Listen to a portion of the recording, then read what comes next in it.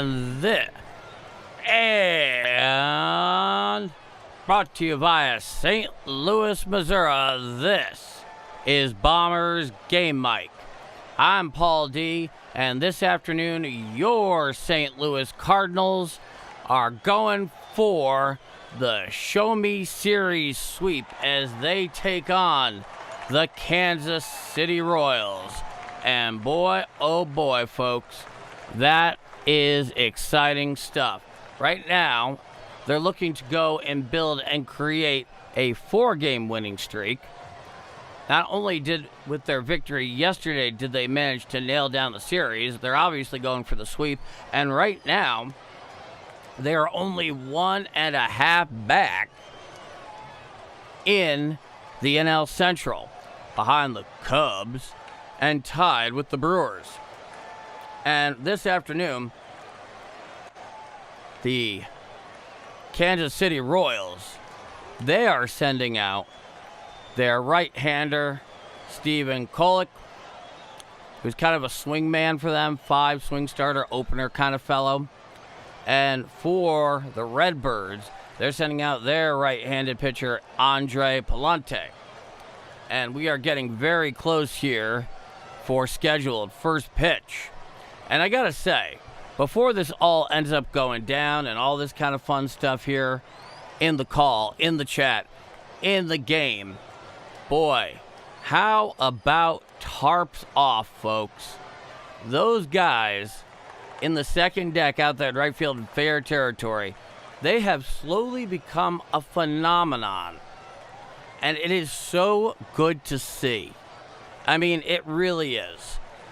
Just seeing that enthusiasm at Busch Stadium for this team.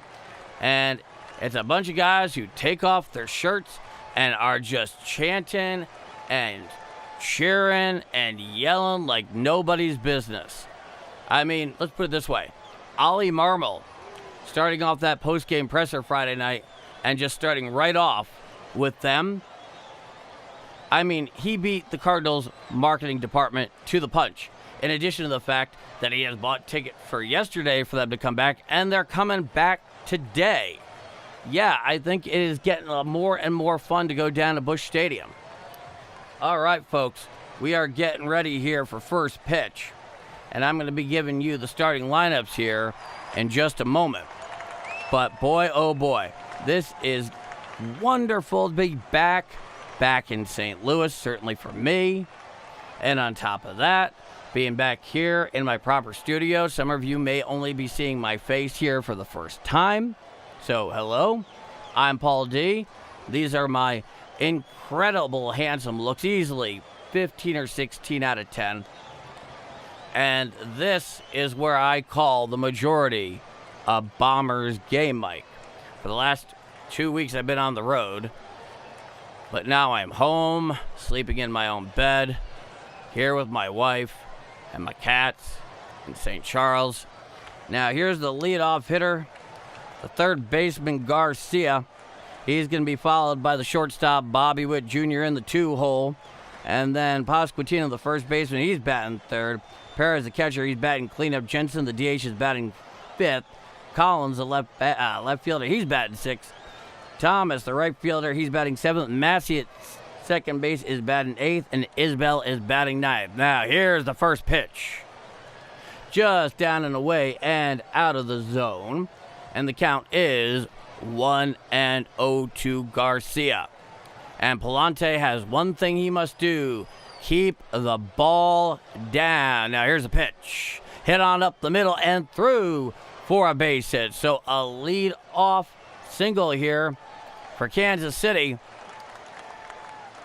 And we go to the second at-bat here by way of the shortstop, all-world Bobby Witt Jr. And if you are of a certain age, and certainly mine, we'll get to this in a minute. 46 games, 309, 7 home runs, 23 RBIs, and 886 OPS so far for Bobby Witt Jr. From the stretch is Pallante. He deals. Big on old knuckle curve for a strike. Outside corner at the knees. And the count is 0-1 to Bobby Witt Jr. And the thing about Bobby Witt Jr. is that he's kind of been overshadowed in baseball at the moment. Leading off first to the runner, throwing over his Pallante back in time is Garcia. Count remains 0-1. Is that he's been overshadowed by the Ohtanis and the Aaron Judges of the world. And, of course, Tarek Skubal. Now, coming set is Pallante. Here's the 0-1. Inside a sinker, 95 miles per hour. Off the plate just below the belt. The count is 1 ball and 1 strike to Bobby Witt Jr. And this May, he's been hitting .350, 5 home runs, 8 RBIs through 2 weeks, a little over 2 weeks of action. Pretty good. Here's the pitch. Foul back and out of play. Count goes to 1 ball and 2 strikes. He gets, and Paul Skeens is another one, or Lindor or Soto. And he's such a good 5-tool player. It is absolutely sick. It's a 1-2 count here to Bobby Witt Jr. The runner leads off first. Here's the pitch. Slider down the way and in the dirt, nowhere close to the zone. And that'll bring the count even, 2 balls and 2 strikes. So he very quietly, and I suppose I mean that in a very sparing way, very quietly has he been absolutely outstanding. Now here's the 2-2. Foul back and out of play. It was a slider up and away just under the belt. And it goes right over the Cardinals dugout into the first row. Count remains 2-2. Let's put it this way. If I were starting a team and I needed a shortstop in the first couple of rounds, a real team, not a fantasy team, Bobby Witt Jr. would be very high on that list of shortstops. Coming set is Pallante. Throws over to first. Back there is Garcia. Now, for Pallante, he has a very, very eccentric windup. Big old left arm coming out in front of him. Big top arm angle over the top. Here's the pitch. Hit on out there to left field. Right there in front of the track is the left fielder. He makes the catch. He throws on into the cutoff man. Back onto first there is Garcia. And that'll be the first out of the inning. So a fly ball. But he was right there. Absolutely right there. Sagazzi is out there at Sagase is out there in left today. Once again from the stretch is Pallante. He comes set above the Birds. There's a pitch. Knuckle curve up and in to Pasquantino. Count is 1-0. Vinny Pasquantino at first base. 201, 5 home runs, 22 RBIs in 44 games so far in 2026. He deals. Foul down the third base side and out of play. And the count is 1 ball and 1 strike. So if you're just joining the call here, let me know where you're watching or listening from. I always like knowing where you guys are and where you are in Cardinal Nation.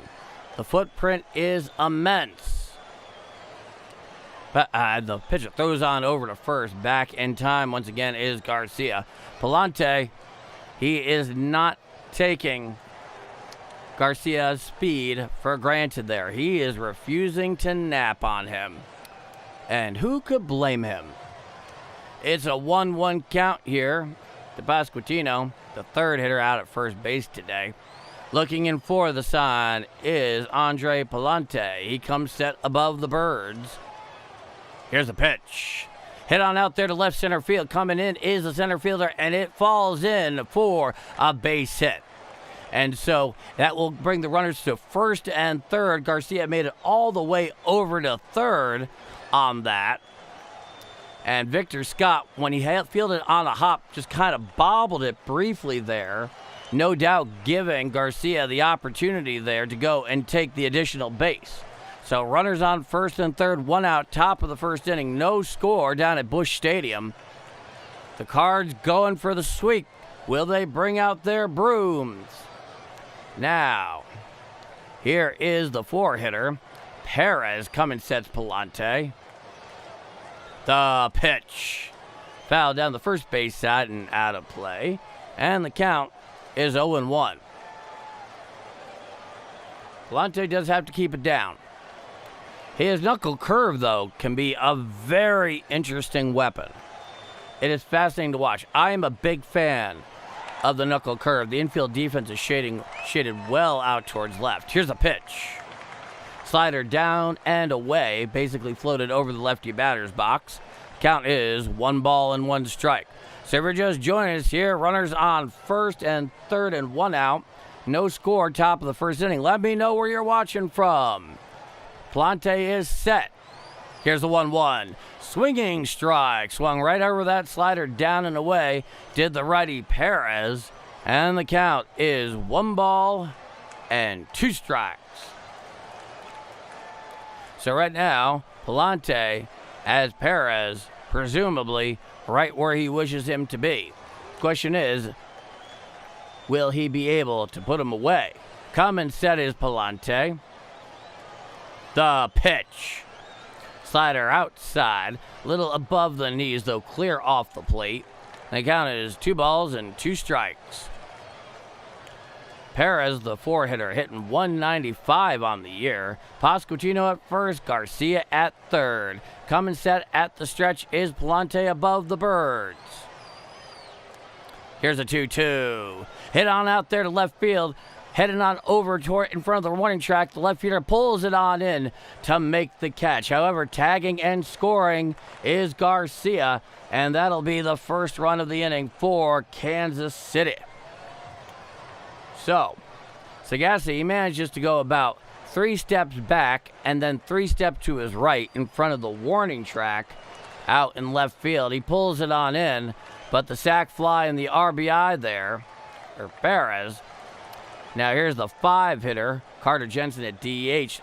237, 6 home run, 19 RBIs on the campaign. Here's the first pitch. Up and away, a 4-seam fastball, 97 miles per hour, nowhere close to the zone. The count is 1-0. In the chat, what do you want Pallante's line to be today from here? What do you think it will be? Here's the 1-0. Strike, slider outside corner at the knees to the lefty Jensen. And the count goes to 1-1 strike. So 1 out away from getting out of this thing. Frustrating as this inning has been for Pallante. He comes set. Here's the 1-1.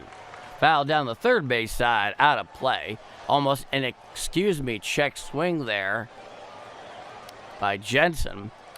It is indeed a righty-lefty matchup. 19 pitches so far of this inning for Pallante. He's ahead in the count, 1-2 strikes. He looks in for the sign, and he comes set just above the Birds at the stretch. Here's the 1-2. Foul back, a slider that was really over the plate, but just below the knees. The count remains 1-2. And right now, in St. Louis, it's not what I would call oppressively hot. It's definitely been on the humid side. Coming set above the Birds is Pallante at the stretch. He deals. Hit on up there, down in front of third base. Charging over is the catcher. He's underneath it. He makes the catch for the third and final out of the inning. However, Kansas City strikes first. We are going to the bottom of the first inning. Kansas City 1, and the Redbirds coming to bat. I'm Paul D, and this is Bombers Game Mike. All right. Well, not exactly the way everybody would have hoped, I don't think. But so it is. They're going to get off to a lead every once in a while. Though I can definitely see Pallante very much settling in. Now, let me give you the Cardinal lineup here, going to the bottom of the first inning. Leading off, as usual, the second baseman, J.J. Weatherall. Batting second is Ivan Herrera. He is behind the plate today. Alec Burleson batting third. He's out at first. And Jordan Walker getting a half day off in the cleanup spot at DH. Gorman, he's batting 5th down at 3rd. Mason Wynn, the shortstop, he is batting 6th. And after that, they got Church out there in right field. He's batting 7th. Segazy, the left fielder, he's batting 8th. And Vic Scott, Jr., or the second, he seems to prefer the second apparently, is batting 9th. So, from here, yeah. Go Cards, absolutely. And thank you for starting off the chat today. Thank you for starting out the chat. If you're just joining us here, some quick offense. Oh, there's the Tarps Off crowd there, out in the second deck in right field in fair territory. And now here is J.J. Weller, the second baseman and left fielder. He's stepping in against Stephen Kolek, the right-hander. Kolek, like many starters nowadays, starts from the stretch. Here's the pitch. Strike, inside corner just below the belt. And count is 0-1. Two starts, a 6.75 ERA, 1-0, 3 walks, 9 strikeouts, and a 1.13 whip. Here's the pitch. Chopped to the first base side, fielded by the first baseman. He takes it himself for the first out of the inning. So a couple of pitches and a quick out there by Kolek. And now here comes the catcher today, Ivan Herrera. And batting .357 as a catcher, 7 extra base hits, 11 walks, 9 strikeouts, a 10-11 OPS so far here. Quite impressive. Quite impressive indeed. If you're just joining me, some quick work, some quick offensive action by Casey in the top of the frame. Scoring on a sacrifice fly was Garcia in the previous frame. Now here's a pitch.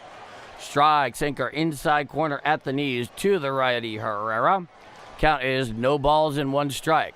Let me know where you're watching or listening from this Sunday afternoon Redbirds baseball. Here's the pitch. Down and in a sinker.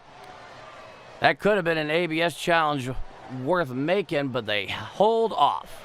Coming set is Kolek right there at the letters. Here's the 1-1. Foul down the first base line, just chopped that way. And the count is 1 ball and 2 strikes. Yeah, the Tarps Off guys up there. Free tickets. Here's the pitch. Hit to the left side, fielded by Bobby Witt deep at short. He throws to first in time for the second out of the inning. So, it's fair to say that Ollie Marmol there is probably, if nothing else, going to be remembered as the patron saint of the Tarps Off crowd in Busch Stadium. Here's the pitch. Fouled off down the third base side and out of play. The count is 0-1 to Alec Burleson. He's hitting .277 on the year, is the big power lefty bat playing first base today. Here's the 0-1. Hit on out there to shallow center field. Back is the second baseman, and it falls in for a 2-out base hit. So, Alec Burleson showing some late life there, trying to get the Cards back into this bottom of the first inning.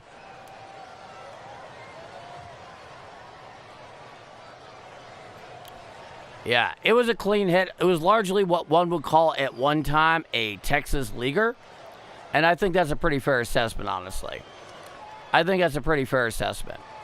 Now, here is Jordan Walker. Here's the pitch. Strike right down Broadway to the man who is putting together an MVP candidacy in 2026. It's a righty-righty matchup. Runner on first, 2 out. 1-0 KC. Here's the 0-1 to Walker. Hit to the left side, right there to the third baseman. Throws to second for the force for the third and final out of the inning. So, despite the 2-out single there by Alec Burleson, nothing happening. We go to the top of the second inning. I'm Paul D. This is Sunday afternoon Redbird baseball from the western banks of the mighty Mississippi in downtown St. Louis. And this is Bombers Game Mike. Okay. Well, what I'll definitely say is this, is that for the most part, Cardinals have started off a bit slow here today, but the one thing that is undeniable, however, is they have been playing, for the most part, so well. And they have been just all world in this series. And the work they did out in Sacramento earlier in the week, and then, managing, of all things, to get a split last weekend out in San Diego against a very good Padre team. As a Cardinal fan, you have a lot to be happy about right now. There's a lot to celebrate, and rightfully so. So we await the top of the second inning. If you're just joining me here, KC jumped out to an early 1-0 lead on a sac fly. Luckily for them, it ended right here. And if you're just joining me in the chat, let me know where you're watching from. What's your prediction? What's your prediction for the final here this afternoon? It's wonderful and absolutely beautiful Sunday afternoon baseball out at Busch Stadium. And here we are going to the top of the second inning. Pallante, he's out for his second frame of work. Coming set above the Birds. And he deals to lefty Collins. Strike, four-seam fastball inside corner at the belt. Count is 0-1. Collins, the sixth hitter today, he's hitting .228 on the year. Righty-lefty matchup. And Pallante deals. Swinging strike, four-seam fastball up and away, out over the plate. And the count is now no balls and 2 strikes. And those dudes with their shirts off, out and right, are getting a lot of airtime today. Now here's the 0-2. Check swing. Did he go around? Yes, says Blue down the third baseline for the first out of the inning. That was a nice quick start there by Pallante, and an absolutely nasty pitch. I think that must have been his knuckle curve on that one. I don't see how it was otherwise. It would be an epic slider at the very least. Now, here's the first pitch. Down and in, a four-seam fastball for a ball, and the count is 1-0.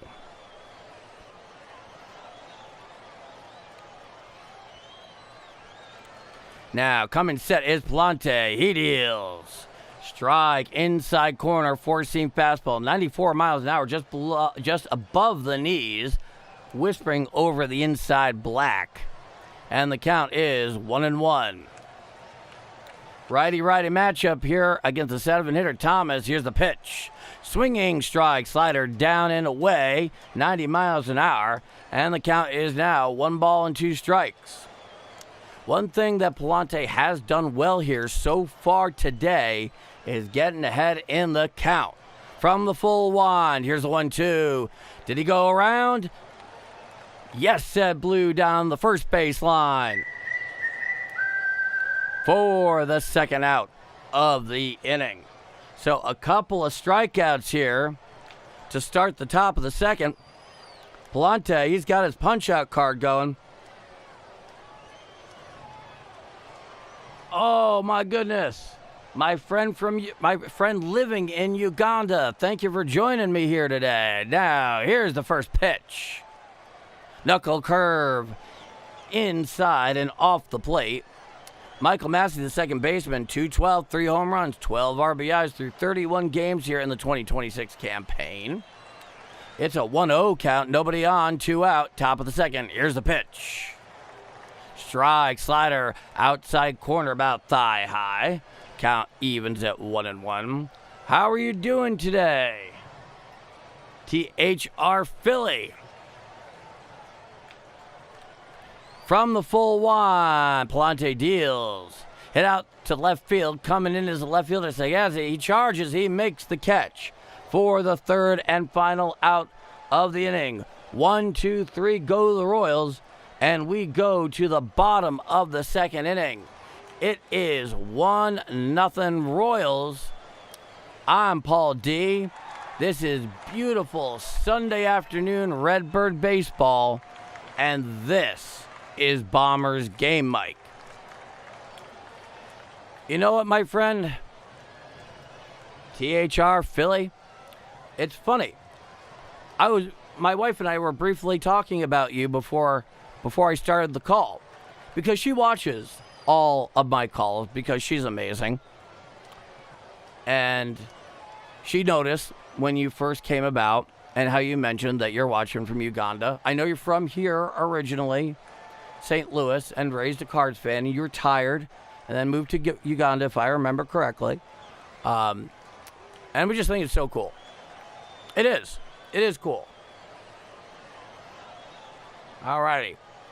So, we await the bottom of the second inning. 1-0 Royals. And once again, where's everybody watching from today? What are you doing while you're watching? Are you just listening? How do you take in these games? And do you think the Cardinals can pull off the sweep here?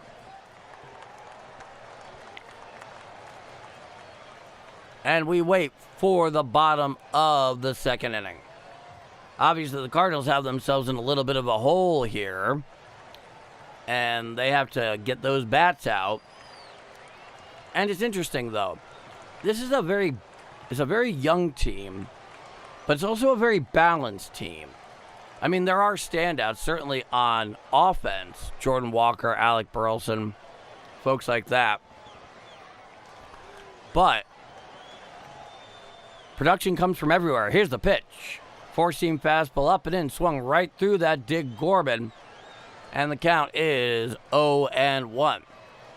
There is the almost always expressionless Ollie Marmol, the patron saint of the tarps off out there in the second deck in right field.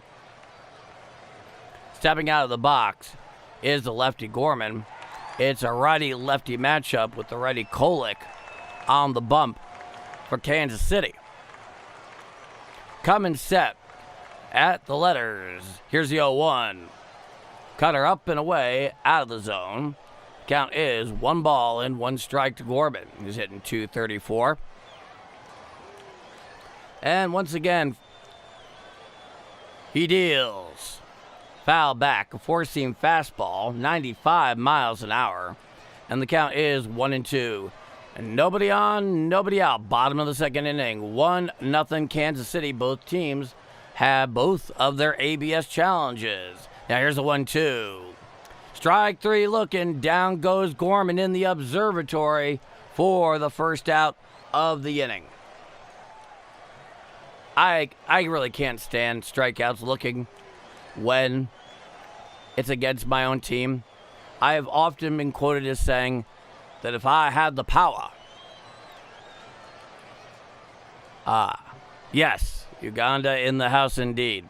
Now, here's the shortstop, Mason Wynn. He's hitting .252 on the year. Nobody on, 1 out. It's a righty-righty matchup. Here's the pitch. Up and away, four-seam fastball out of the zone. Count is 1-0. No, I've been known to say every time a major league hitter strikes out looking, they should be fined between $5,000 and $10,000. Here's the pitch. Hit to the left side and through for a base hit. Past the diving Bobby Witt Jr. at short. So a 1-out single here for Mason Wynn. And boy, those folks out and right, they are getting so much TV time right now on the Cardinal broadcast. The question is, when does the rest of the Cardinal fans in other sections of the park start showing up bare-chested? If they keep playing well, I would have to say sooner than later, folks. Now, here's a lefty Church. Runner on first, 1 out. Here's a pitch. Foul down the third base side, out of play. The count is 0-1. Church, he's hitting .254 on the year. Bottom of the second inning, 1-0 Royals. Runner on first, one out.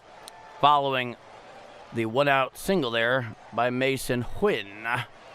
It's a righty-lefty matchup. Now here's the 0-1. Sweeper strike on the outer third of the plate, about thigh high. And the count is now no balls and 2 strikes to the lefty Church. Cardinals are in their proper traditional home white jerseys with the birds on the bat. Here's the pitch. Foul back behind the plate, now to play on a four-seam fastball, 95 miles an hour. The count is 0-2. Since it is Military Appreciation Weekend at Busch Stadium, this is the third game where the Cardinals have been wearing their caps in the green camo variety. Usually today they would have the bird on the back cap. Here's the pitch. Swinging strike 3, slider down and in, swung right over the top of that one. And that'll be the second out of the inning. And that slider down and in by Kolek there was legit nasty. Legit nasty. Runner on first, 2 out. 20 pitches so far for Kolek. Now here's the left-hander, Thomas Segazy. It's a righty-righty matchup. Wynn leads off first. Here's the pitch. Strike, slider on the inner third of the plate above the knees. Count is no balls and 1 strike. Normally, they would be wearing their navy blue base with the red bill cap and the single bird on the bat on the front. Standard home alternate cap. Sundays. Here's the pitch. Foul down the first base side and out of play. Count is 0-2. That was a four-seam fastball in the mid-90s. So, runner on first, 2 out, bottom of the second, 1-0 Kansas City. Runner, Mason Huynh, he leads off first. Throwing over to first of the pitcher, he's back in time. Count remains 0-2. That's an interesting. Honestly, I don't know what the split is in terms of record between the road record and home record. I'll have to check that. It's a righty-righty matchup. It's an 0-2 count. Here's the pitch. Hit to the left side, fielded on the ground by Bobby Wood Jr. He throws to second for the force, and that'll be the third and final out of the inning. So despite the 1-out single by Mason Huynh, nothing cooking. We go to the top of the third inning. It's 1-0 Kansas City down at Busch Stadium here on this wonderful Sunday afternoon Cardinal baseball. I'm Paul D, and you are watching, listening, and hopefully enjoying Bombers Game Mic. Yeah, so let's see what happens. The Cardinals, I was thinking about this. So I was originally supposed to fly back to St. Louis yesterday. There were quite a bit of delays, a lot of it having to do with weather here in St. Louis. Like, I know my in-laws actually lost power. So I pushed it back to this morning. And I only came walking out of Lampert probably about a little over 2 hours ago. And on the flight, I was thinking about what pieces still, even though this is a young team, and I know there are still undoubtedly hurdles to such a thing happening. But if the Cardinals were to truly compete, here's the best way, the other way to put it. If the Cardinals are still where they are competitively in the NL Central come mid-July, as I see it, they need 2 pieces to really play meaningful September baseball. They need a true front-end starter and a dedicated, clearly defined closer. I don't like closer by committee. Closer by committee bothers me. All right, we're here on the top of the third inning, 1-0 Kansas City.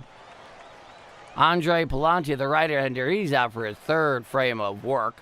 And now, here's another in-game interview. It's a righty-lefty matchup here against the 9-hitter Isbell. Here's the pitch. Check swing. Did he go around? Yes, says Blue behind the plate. Count is no balls and 1 strike. They need a front-end pitcher and a dedicated closer, at the very least. Now, here's the 0-1 pitch. Hit to the left side and fair down the left field line. It goes into the crook before it juts out. Picking up is Sagazy. He throws into second, and Isbell is in with a head-first lead-off double here in the top of the 3rd inning. Those are the 2 pieces that I'd want to see. That and adding another decent bat there in the middle of the lineup. Because if for any reason there's no Jordan Walker or Alec Burleson, this lineup gets shorter really quick. But this is also a young team, and, the DeWitt family is not that big on spending at the moment. So I'd imagine anybody that you would acquire in those roles would probably be right on the cusp of free agency. Runner on second, nobody out. And here's a leadoff hitter, Garcia. He represents the 1 run today. Here's a pitch. Up and in a sinker. Out of the zone. Count is 1-0. This is a righty-righty matchup. Yeah, I can definitely get on board with the Card win and the Cubs losing every game this year from here on out. Summing set is Pallante. Here's a pitch. Strike, slider on the outer third, right at the knees. The count is 1-1. So a runner on second. Michael Garcia, 269, 3 home runs, 18 RBIs in 2026. Here's the 1-1. Strike, knuckle curve on the outer third, and it is being challenged there by Garcia. So they are using their first ABS challenge of today, are the Royals, and we wait to see. And it just missed down and away. So that'll bring it to 2 balls and 1 strike. The call is overturned. It missed the zone by 0.5 inches, or half an inch, if you will. Coming set is Pallante. Now here's the 2-1 pitch. Hit on out there to right field, shallow right. Coming in there is the right fielder. He makes the catch for the first out of the inning.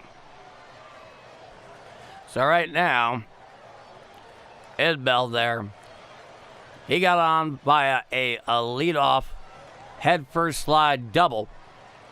It went down the 3rd baseline, and many of you are familiar, of course, with Busch Stadium. And you know how about halfway out, there's this weird jut. So there's a bunch of foul territory until you pass 3rd base until about mid-left field, where then it juts back in. There's nothing. That's where he put it. Now here's a pitch. Foul back behind the plate. Meekly tapped to the Cardinal on deck circle. The count is 0-1.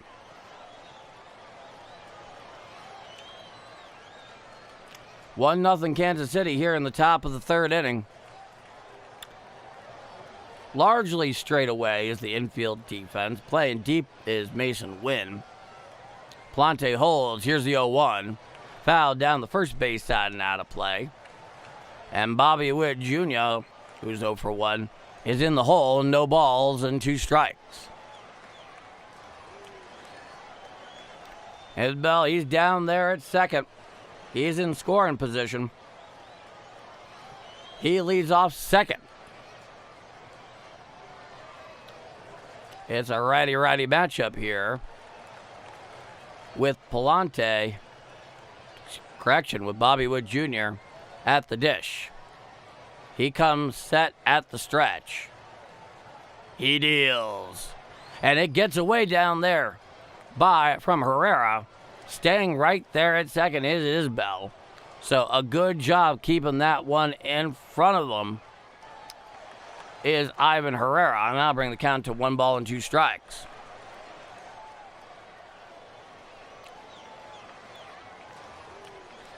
Now, one thing I will say, though, about Pallante, he definitely slows down with batters on base. He comes set, and he steps back, bluffs on in the direction of second. He does not throw. Witt, he's back in the box. Coming set is Pallante. And here's a 1-2.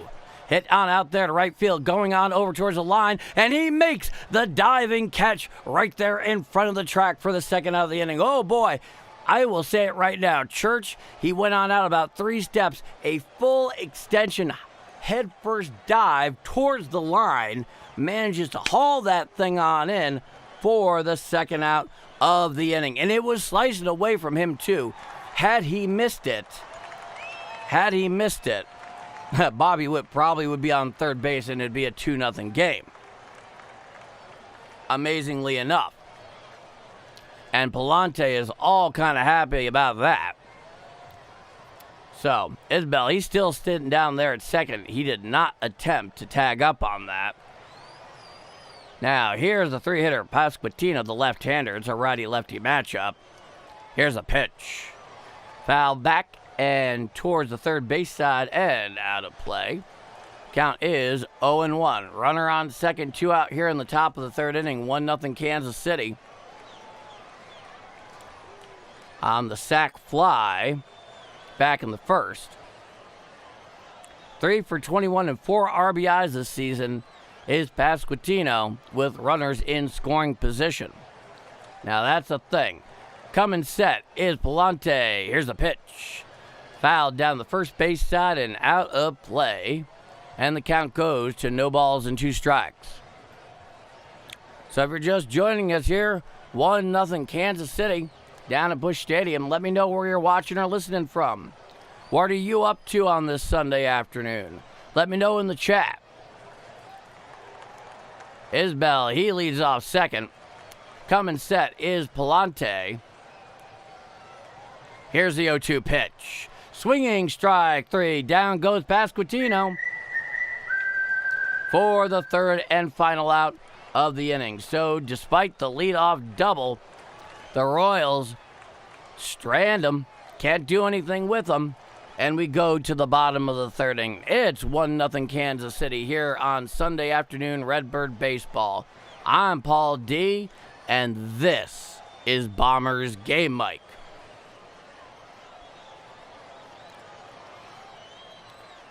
Yes. So really now the Cards certainly need to use their bats to positive effect.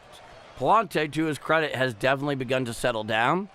He certainly does seem to have his punch out going here, and rightfully so. The little vlog channel watching from Southeast Illinois. You know, it's interesting. Not 2.5 hours ago, I was flying in above your head on my way back here to St. Louis. And thank you so much for joining us, the little vlog channel. I always love knowing where you guys tune in from. And the truth is, for the most part, when you make yourself known in the chat, I'll remember you. Because as I see it, yeah, this is definitely play-by-play. This is us enjoying the Cardinals. It's not quite a watch party, but there's no reason it can't be a party. And I'm your host.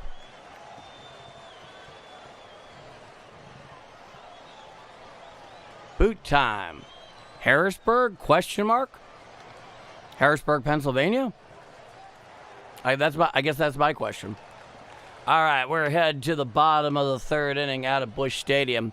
1-0 Kansas City, 1-3-0 versus 0-2-1 for the Redbirds. Coming back out for his third frame of work is the righty Kolek. Ridgeway, Illinois. Cheers. Cheers.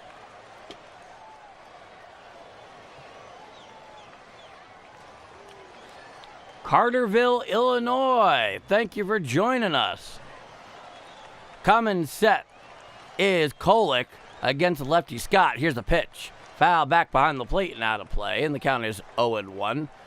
Vic Scott, he's hitting 193 on the year. 2 home runs, 7 RBIs, 518 OPS through 43 games this year.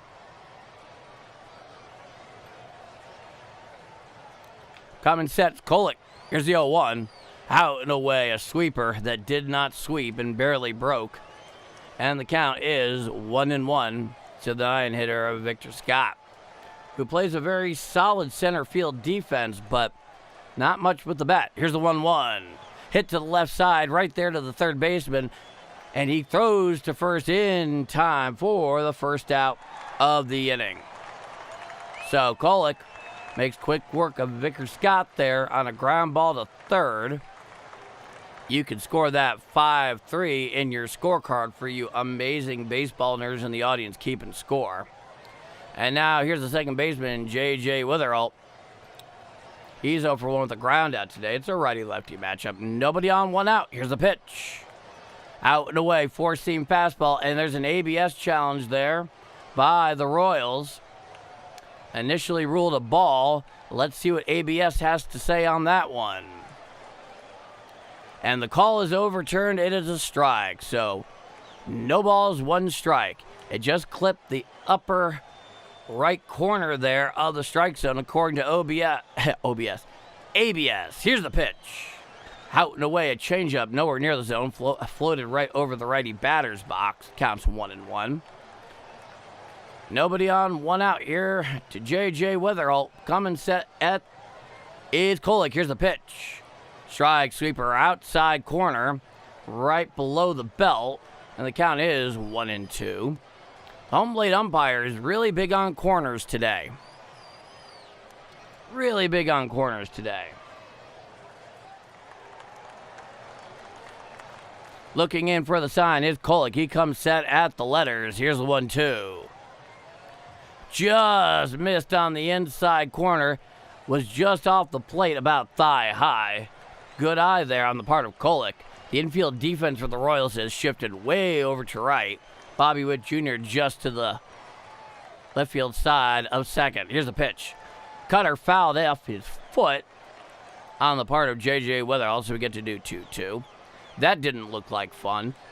That much is sure. That did not look like fun at all. So, but he's shaking it off. Kolek so far, he's been pretty darn effective. For a swingman that's often used as an opener, ERA over 6 through his first 2 starts this year. It's a righty-lefty matchup. Here's the 2-2 pitch. Chopped down the first base side and out of play. And the count remains 2 balls and 2 strikes. JJ is 0 for 1 on the afternoon. Coming set is Kolek. Here's the pitch. Hit on down the third baseline. Giving chase to the left fielder. And it goes well into the stands. The count remains 2-2. And the shirtless crowd, they're getting all sorts of attention right now. They've become something almost a national story in sports circles. Coming set is Kolek. Here's the pitch. Out and away, a changeup 87 miles per hour, about letter high and over the righty batter's box. And the count is now 3 balls and 2 strikes. Nobody on, 1 out. Bottom of the third inning, 1-0 Royals down in Busch Stadium. Coming set is Kolek. Here's the 3-2. Out and away, a ball. So our friend Witherall here, he draws a 1-out walk. And now here comes the catcher today, Ivan Herrera.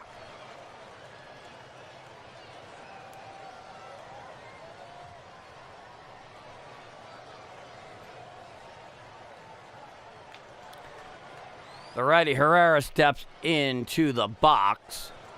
Runner on first, 1 out. He throws over to first. Back in time is JJ. And he looks like he jammed his right wrist a little bit. Here comes the trainer for the Cardinals. He does look like he is in a fair amount of discomfort. Last thing the Cardinals need is to lose their starting second baseman.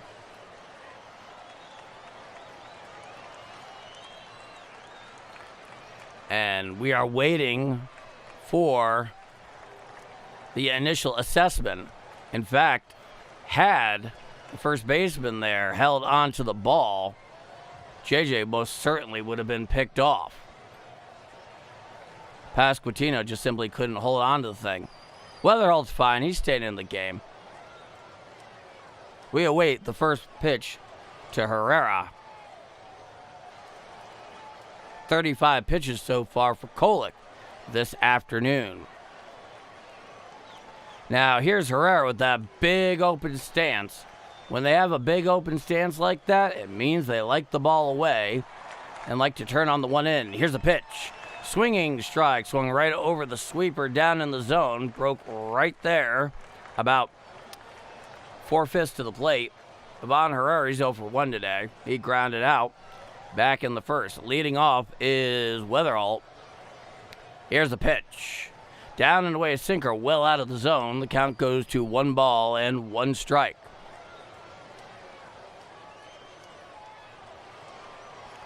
So this has been a slow game so far. Here's the 1-1 pitch. Check swing on the slider down and away. Did he go around? Yes, says Blue down the first baseline.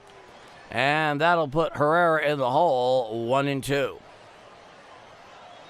And the infield defense for the Royals is shaded way over to the left field side, except for Pasquantino, who's holding Weatherholt over down at first. Here's the 1-2 pitch. Chopped down to third base, fielded by the third baseman. He throws the second one, and he's safe on the relay back to first. So he gets the force, and Herrera reaches on the fielder's choice. That'll be the second out of the inning. So far, the Cardinals have not really been able to get anything cooking so far. And we await the moment that they do. But you know what? You have to credit Kolek here so far.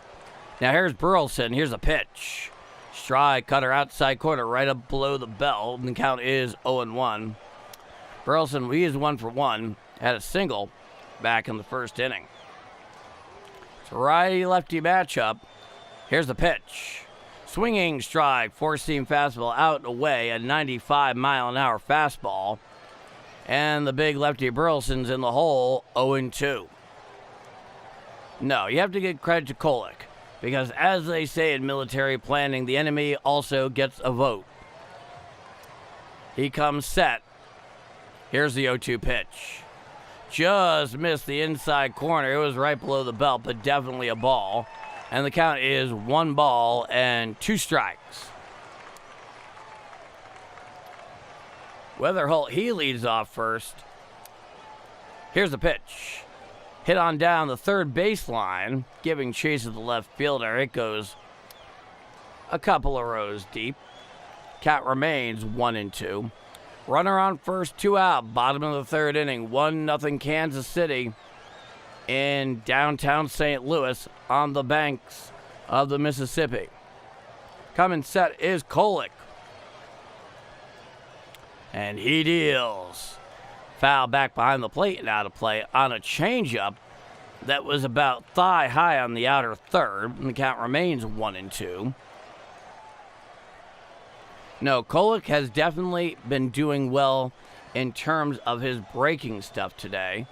Been very effective, and he's been mixing it up very well. He comes set. Here's the 1-2 pitch. And he fouls it off his foot there on a slider down and in.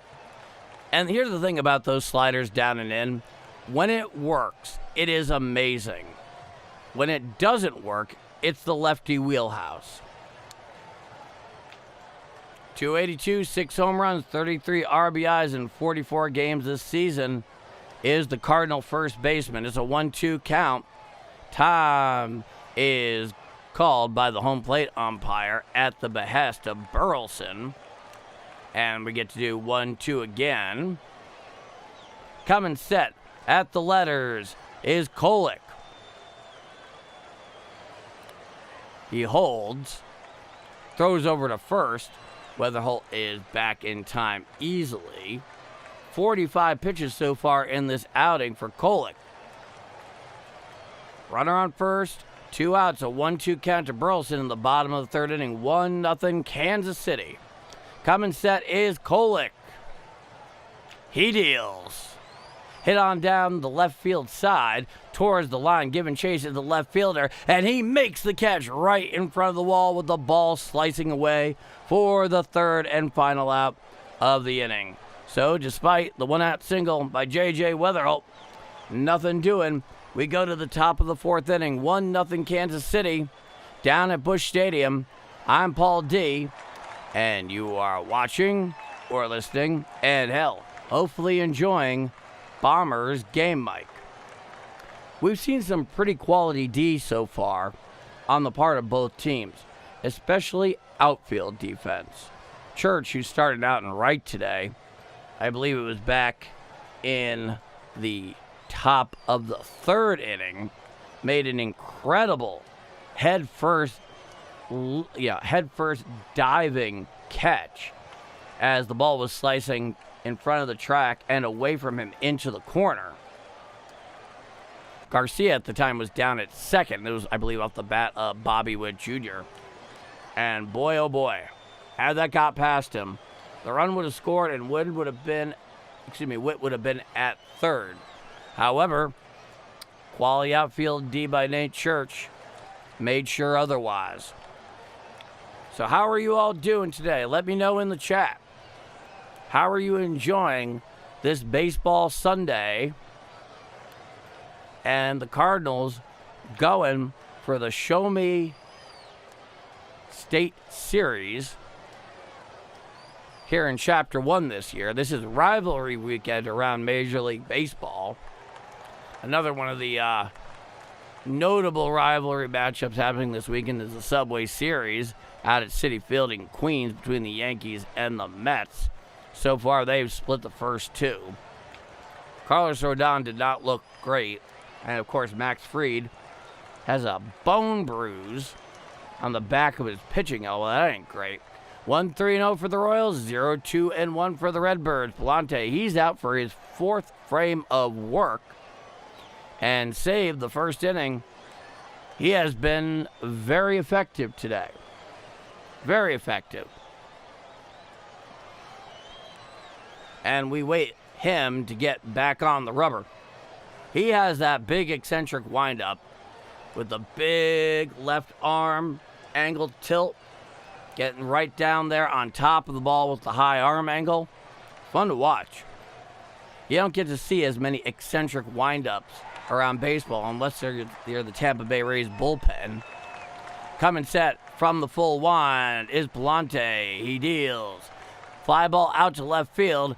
Going back is Sagase in front of the track, and it is gone. A home run by Pallante for the second run this afternoon for Kansas City. It was an absolute bomb-ola that went just beyond the Cards bullpen out there in left field.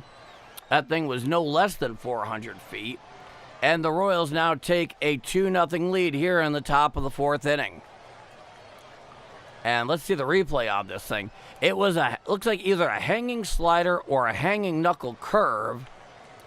And as far as Perez was concerned, you hang it, I bang it. It was a no-doubter. Not a wall warrior shot by any means. Now, here's the first pitch to Jensen. Knuckle curve up in the zone about letter high, and the count is 1-0. Lefty Jansen here, the 5-hitter today. He's 0 for 1. Pallante, 46 pitches so far in this outing. Here's the 1-0 pitch. Strike, four-seam fastball on the inside corner, right at the knees. Mid-90s. Count is 1-1. 0 for 1. He popped out. Did the DH Carter Jensen today. Coming set from the full winds, Pallante. Here's the 1-1. Strike, four-seam fastball on the inside corner, about knee high to the lefty Jensen. And the count is 1-2. Pallante's been getting that call quite a bit this afternoon. So is Kolek. From the full wind is the righty Pallante. Here's the 1-2 pitch. Down and away, a splitter. I think that might be the first one he's thrown today. And the count is even at 2-2. So, as Cardinal fans right now, a game and a half out. We'll get back to this in a minute. From the full wind is Pallante. Here's the 2-2 pitch. Did he get a piece of it? He did not, and he is down swinging for the second out of the inning. A nice job right there by Pallante. That looked like a splitter if I were to call it anything.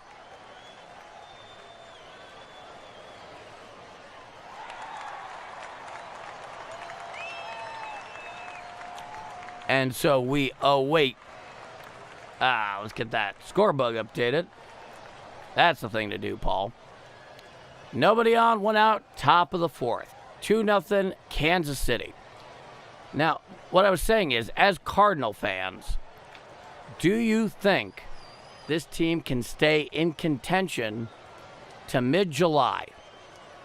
They're 1.5 out right now. Here's the first pitch to Collins. Strike, slider on the outer third above the knees. The count is 0-1. Collins is 0 for 1 with a strikeout. Do you believe they can stay in contention till mid-July? Here's the pitch. Check swing on a knuckle curve down and in. Did he go around? No, says Blue down the third base line. Count is 1-1. Because the reason I asked that is if they are still in it as they are right now, then that opens up some interesting questions. Here's the 1-1. Outside, a four-seam fastball off the plate about thigh high. The count is 2-1. And the reason I say that is because if they are, that would potentially make them buyers at the deadline. Here's a 2-1. Chopped down to first base. Fielded there by Weatherall. He throws to first in time for the second out of the inning. Because if they're there at the deadline, potential buyers, it'll be interesting to see how ownership chooses to play that. Because one of the things right now that has been clearly, a matter of the moment for the Cards is their low payroll. Here's the pitch. Swinging strike, four-seam fastball down and away, 97 miles an hour to the righty Thomas, who's 0 for 1. Count is 0-1. Is that they're a young team, they're a very talented one, and they don't cost very much. Here's the 0-1 pitch. Chopped on up the middle. Fielded there by Weatherholt behind second. He throws to first in time for the third and final out of the inning. 1, 2, 3, go Kansas City. We go to the bottom of the fourth inning. I'm Paul D. This is Sunday afternoon Redbird baseball, and this is Bombers Game Mic. It'll be a litmus test, because as far as the Cardinals are concerned in ownership, they're obviously hurting from all of that lost revenue that comes from having a proper regional sports network. For that matter, so are many Cardinal fans. But we'll put that aside for the moment. And with that, of course, that has meant a squeeze on payroll. And it's not that the Cardinals were ever, breaking the bank, even in, the heyday of the last 30 years for the most part. What I'm curious about is, would they pull the trigger on, say, a half-season rental? Or perhaps a player that, after the conclusion of this year, would be a year away from free agency. And what would they be willing to give up to do that? That's what I'm curious about. Because if you think this team is a legit contender, and they could be, you never know. If they want to play meaningful September baseball that turns into meaningful October baseball, I would say at the very least, need a front-end-ish arm in the rotation. Because though they've been very effective, they have a collection of a lot of middle rotation guys. Now, we could be wrong and find out that in reality, they are far better than many of the scouts and baseball people across the league have thought. I'm not denying that possibility. But having a guy that you can throw out there if you need to win one game, that's pretty big. Here's the first pitch. Hit down to the third base side, fielded on a hop by the third baseman. He throws to first in time for the first out of the bottom of the fourth. So one pitch, one out there by Kolek.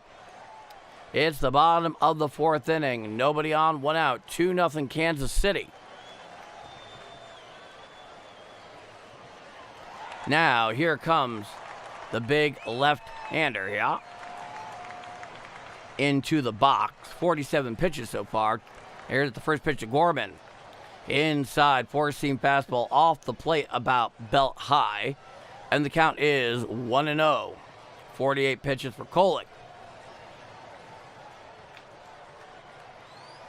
Kolek winds and deals. Hit to the first base side, fielded on a hop by the first baseman. He takes it himself to the bag for the second out of the inning. So a couple of quick outs here in the bottom of the fourth.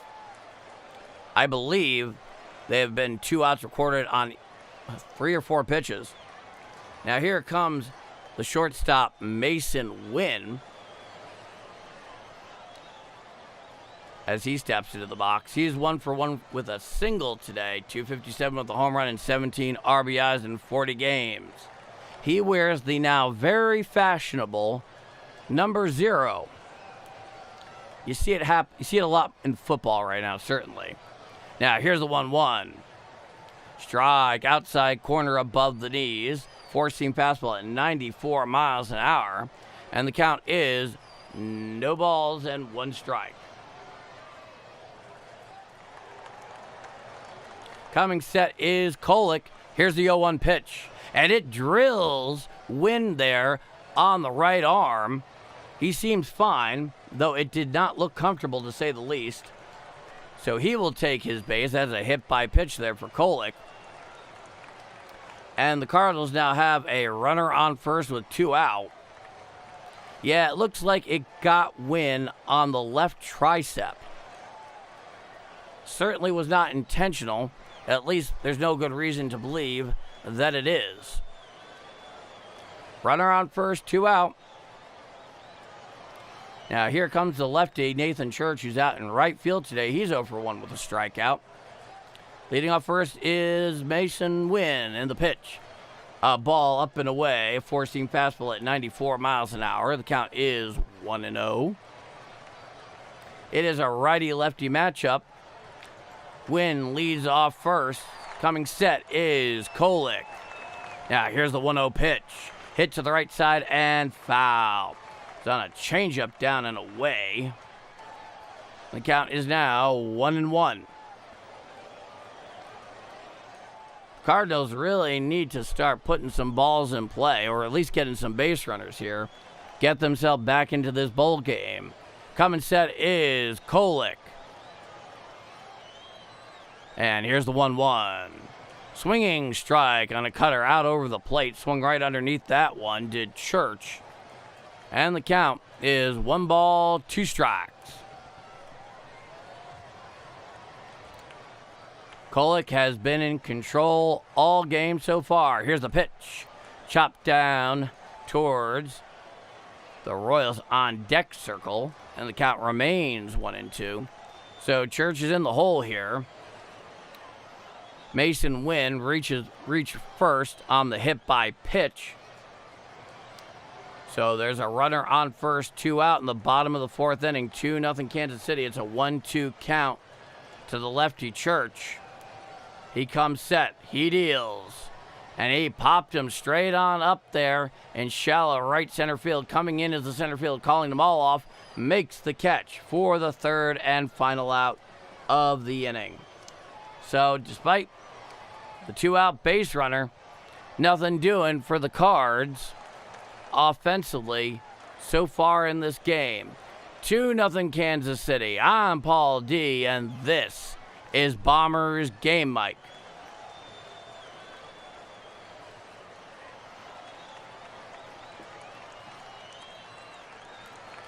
Now, they could really do with another very capable bat in the lineup to lengthen things out a bit. Even though, for the most part, I would say that the core portions of this Redbird team, young as they are, indeed, are legit pieces for a longer-term competitive run by the Cardinals in this now high and bloom era. And so far, you have to give him credit. His vision has been panning out. And at this point, after a good 15 years since the 2011 World Series, I think we were all quite fine to see Mozeliak go. Hello from Dixon, Missouri. Hey, thank you for joining the chat and joining me here.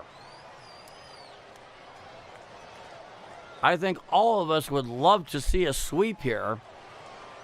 They just need to get something going. They got to show some life. Kolek is definitely so far having his best start of 2026. I think he has a career ERA in the 4s. Came over last year to Kansas City, I believe from San Diego. All right, we are here in the top of the 5th inning. Andre Pallante, he's coming up for his 5th frame of work. With the exception of that sac fly in the 1st, he's been solid. From the full wind, he deals. Up and in, just a little too high. 4-seam fastball just out of the zone to the lefty Massey, who's 0 for 1 today. Counts 1-0. 57 pitches so far for Pallante. He comes to the full wind and deals. A 4-seam fastball low on the outer third of the plate. Blue behind the plate thinks it's low. And the count is now 2 balls and no strikes. Pallante, he's back on the bump. And he winds the 2-0. Hit out there towards left field and through for a base hit. Fielding it there is Sagazzi. And that'll be a lead-off single for the Royals here in the top of the 5th inning. And it looks like a 4-seam fastball that was just on the outer third of the plate, about knee high. Just basically had to drop it. It was a little too close to being middle, honestly. It could have been worse. Jacksonville Beach, Florida in the house. 83 and sunny. Cheers. Here's the pitch. Strike. 4-seam fastball inside corner below the belt. And the count is 0-1. Isbell, he's 1 for 1 today. Runner on first, nobody out. Top of the 5th inning, 2-0 Kansas City. Pallante from the stretch. Here's the 0-1. Showing butt, and he puts it down, and it's fielded there by Herrera, and he can't get off the throw because nobody was covering first. Nobody was covering first. He absolutely put down a surprise bunt there. And now it's runners on first and second and nobody out. Herrera was right on top of it.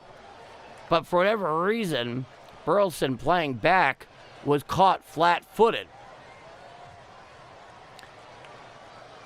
Oh, it looks like Isbell made contact with the ball in fair territory as he was heading up towards first base. So they haven't even officially shown that there's a runner down at second. He may very well be out on that.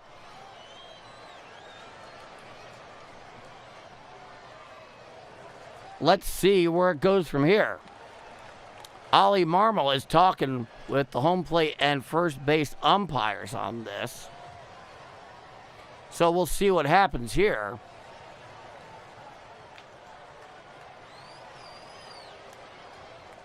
Let's see the replay. So he puts down the bunt, and it definitely made contact with him. The ball was in fair territory as he was going down towards first. I'm fairly sure that's an out. But we'll wait and see until we have some official word here and some official scoring here. And it looks like it... Oh, okay. It was actually calling it a foul ball. So it's an 0-2 count to Isbell. Take him off second there. He deals. Knuckle curve up and away out of the zone. The count is 1-2. They must have believed that it actually hit him in foul territory, making it a foul ball. I don't know quite how that's supposed to work, but that seems to be the call. Here's the 1-2 pitch. Pops straight on up there, just to the left field side of second, and Wynn makes the catch on the lazy pop there for the first out of the inning. So, hey, a lot better than runners on first and second and nobody out on a bunt that literally caught everybody but Ivan Herrera flat-footed. Now, here's the leadoff guy, Garcia. He's 1 for 2 today. Runner on first with 1 out. Here's the pitch. Strike, slider on the outer third, about thigh high. The count is 0-1. I'm hoping they can win this too, my friend. I am hoping they can win this too. Here's the 0-1 pitch. Strike on a knuckle curve on the outer third, just above the knees. For the most part, that has been a devastating pitch today, even though I'm fairly sure he gave up that solo bomb earlier on the knuckle curve, but on that one, he hung it. Now, he comes set. Righty-righty matchup. Here's the pitch. Hit to the right side, fielded by Weatherall. He throws the second one on to first, double play. So that is what we like to call a 4-6-3 double play to end the inning. So a weird one in the top of the 5th inning, but Kansas City got nothing to show for it. It's 2-0 Royals down at Busch Stadium. This is Sunday afternoon Redbird baseball. Let yourself be known in the chat. Let me know where you're watching from. How many more innings do you think Pallante has in this start? He's already gone 5 with a pair of earned runs, which ain't bad. The part of the equation, however, that really matters, of course, is the Cardinals getting back into this game offensively. But that being said, I'm Paul D, and this is Bombers Game Mike. So good to be home. It is so good to be home, back in the studio here, doing the calls on camera. If you've joined Bombers Game Mike at any point over the last week, I was on the road, and because of that, I had to do an audio-only setup. You know, luckily, I have some equipment that travels with me well and a decent laptop, decent internet connection with the Ethernet, so it was possible. But, man, there is nothing like home cooking. There's nothing like sleeping in your own bed. There's nothing like being back here with my beloved wife. And on top of that, basically just walking out of Lambert a few hours ago now, I get to call Sunday afternoon Redbird baseball and enjoy some quality Major League Baseball with all of you. So I want to thank you all so much for joining me here today. Now, coming up here this week, they have a 3-game set against Pittsburgh, Tuesday, Wednesday, Thursday, a pair of 6 p.m. starts, and an 11:30 a.m. start. Well, that's a thing. Here's the first pitch. Strike. Sinker outside corner at the knees. The count is 0-1 to the left fielder, the right-handed hitting Sagazi. 57 pitches so far for Kolick. Here's the 0-1. Hit on out there to left field and over the third baseman's head into left field. And that will be a 1-out single here in the bottom of the 5th inning. Clap. That's a clap. That's an absolutely wonderful baseball surname. And on this one, Sagazi, he just dropped the barrel head out. It looked like on a breaking ball down and away. Got it right over the third baseman's head, and he's now standing on first. Now here's Victor Scott. Here's the pitch. He shows button. He pulls back on a cutter down and in for a ball. Count is 1-0.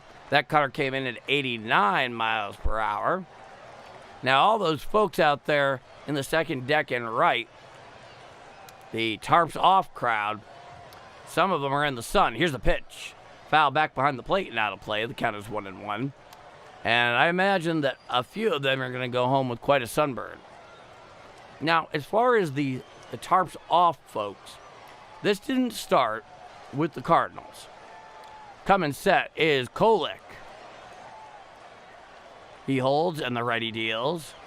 Strike, changeup, outer third above the knees. The count is 1-2. Apparently, it started in college football back in 2022. I have no idea who was playing, but the home team was not doing well. They were getting their rear ends kicked. Here's a 1-2. Sinker down and in, well off the plate. Count is 2-2. And then a bunch of guys, just to have fun and make some noise, got out in the stands, took their shirts off, and went wild. And it's been kind of going around college football for a number of years now. Coming set is Kolek. Here's the pitch to Scott. Chopped down to the second baseman. He throws to second one. On to first. Double play. He gets Victor Scott by half a step. And that'll be 2 outs here in the bottom of the 5th inning. At deadline, would make trade. Crooked for Yankees minor league left fielder. Switch hit left fielder. Oh, you want Jason Dominguez. Yeah, Jason Dominguez. I'll get to Jason. I have thoughts on him. Nobody on, 2 out following the double play, the bottom of the 5th. Here's the pitch. Show and bunt is Weatherholt, and he bunts it foul. Count is 0-1. Well, first thing to bear in mind here about the Martian, J.J. Weatherholt, he's 0-1 today, 64 pitches so far for Kolek, is he's on the IL right now with a strained shoulder. He crashed into the left center field wall about a week and a half ago on getaway day against the Rangers at Yankee Stadium. Here's the 0-1 pitch. Foul back, dribbled towards the Royals on deck circle. The count's 0-2. As far as his defense is concerned, yeah, you're right. He does need to work on his defense. He has this weird habit where he'll take a step in, even on balls that are clearly, very, very clear, he needs to be going back. And he loses a step at least when that happens. Here's the 0-2 pitch. Foul down the third base side and out of play. So he's definitely not what we like to call a premium defensive outfielder. His offensive potential, however, as you noticed here, is absolutely outstanding. Coming set is Kolek. Here's the 0-2. Strike 3 looking. Down goes Weatherholt on the sinker, down and in for the 3rd out of the inning. JJ gets caught in the observatory. We go to the top of the 6th inning. It's 2-0 Royals down at Busch Stadium. I'm Paul D, and this is Bombers Game Mike. Now, through both spring training and all the time he spent through most of April and part of May down at AAA Scranton Wilkes-Barre, he's been on fire. He's only 23 years old, and so long as he's healthy, I mean, there's a good chance he may be starting to put it all together. And if he is, Brian Cashman is going to extract quite a bounty from Chaim Bloom to make that happen. That's still getting ahead of ourselves, but I can tell you this. If the Cardinals were to look for a high upside switch hitting outfielder who's probably going to play most games at DH in many occasions, Jason Dominguez ain't a bad way to go. And if indeed he comes back healthy and he's performing well, Chaim Bloom is going to have to pay out to Brian Cashman. Superb Sunday. Okay. Guarin, you're back. Tulsa, Oklahoma in the house. Let's see what your fantasy's doing. All right. 5 home runs on my lineup today. Manzardo, Rocchio, DeLauder, Riley. I'm swimming in points. Go Redbirds. Now, Guarin, let me just ask you real quick. What's the name of your fantasy team? Is it just the same as your YouTube username, or do you use a special name for your fantasy team? I want to know that kind of stuff. I love fantasy. I never play for money. I don't do anything like DraftKings or anything like that. I play for honor and just accomplishment. Now, top of the sixth inning, 2-6-0 for the Royals, 0-3-1 for the Redbirds, 2-0 Kansas City. Now, here's Bobby Witt Jr. for his third at-bat of the day. Pallante's out for his sixth frame of work, and he deals. Strike, four-seam fastball outside corner, about thigh high, and the count is 0-1. Bobby Witt Jr., he's 0 for 2 today, 67 pitches so far for Pallante. It's an 0-1 count. He's to the full wind, the 0-1. Foul back and out of play on a sinker in on the hands. Count is 0-2. Righty-righty matchup.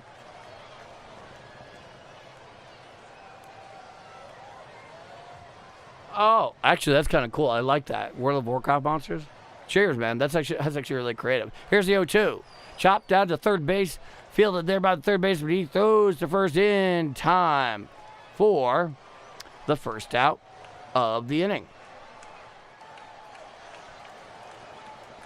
The last fantasy baseball team that I fielded on Yahoo Sports a couple years ago, I remember I named mine Mr. Mojo Rising. All right. Here's Pasquantino, the left-hander. He's 1 for 2 today. Now here's the pitch. Chop foul down the first base side, out of play. The count is 0-1. And on the fantasy football side, since it's a continual league year out, it's not a perpetual league where you draft all once the first time and then you retain players. We do a draft every year on Labor Day. And mine are the Dallas Big D Ramblers. Vinny Pasquantino, 1 for 2 with a single. From the full winds, Pallante. Here's the pitch. Hit on down, out to left field. Right there is the left fielder. Sagazzi makes the catch for the second out of the inning. Yeah, they're the Dallas Big D Ramblers. Lived in Dallas for a brief time, namely when I first started playing in that league. So, Dallas Big D Ramblers. And the Ramblers being a nod to my college alma mater, the Loyola Chicago Ramblers. Now, here's the first pitch. Swinging strike on a slider down and away to the righty Perez, who's 1 for 1. And the count is 0-1. And this is indeed the same Loyola Chicago Ramblers of Sister Jean fame. Here's the 0-1. Swinging strike on a slider down and away. Swung right over the top of that one, did Perez. And the count is now 0-2 strikes.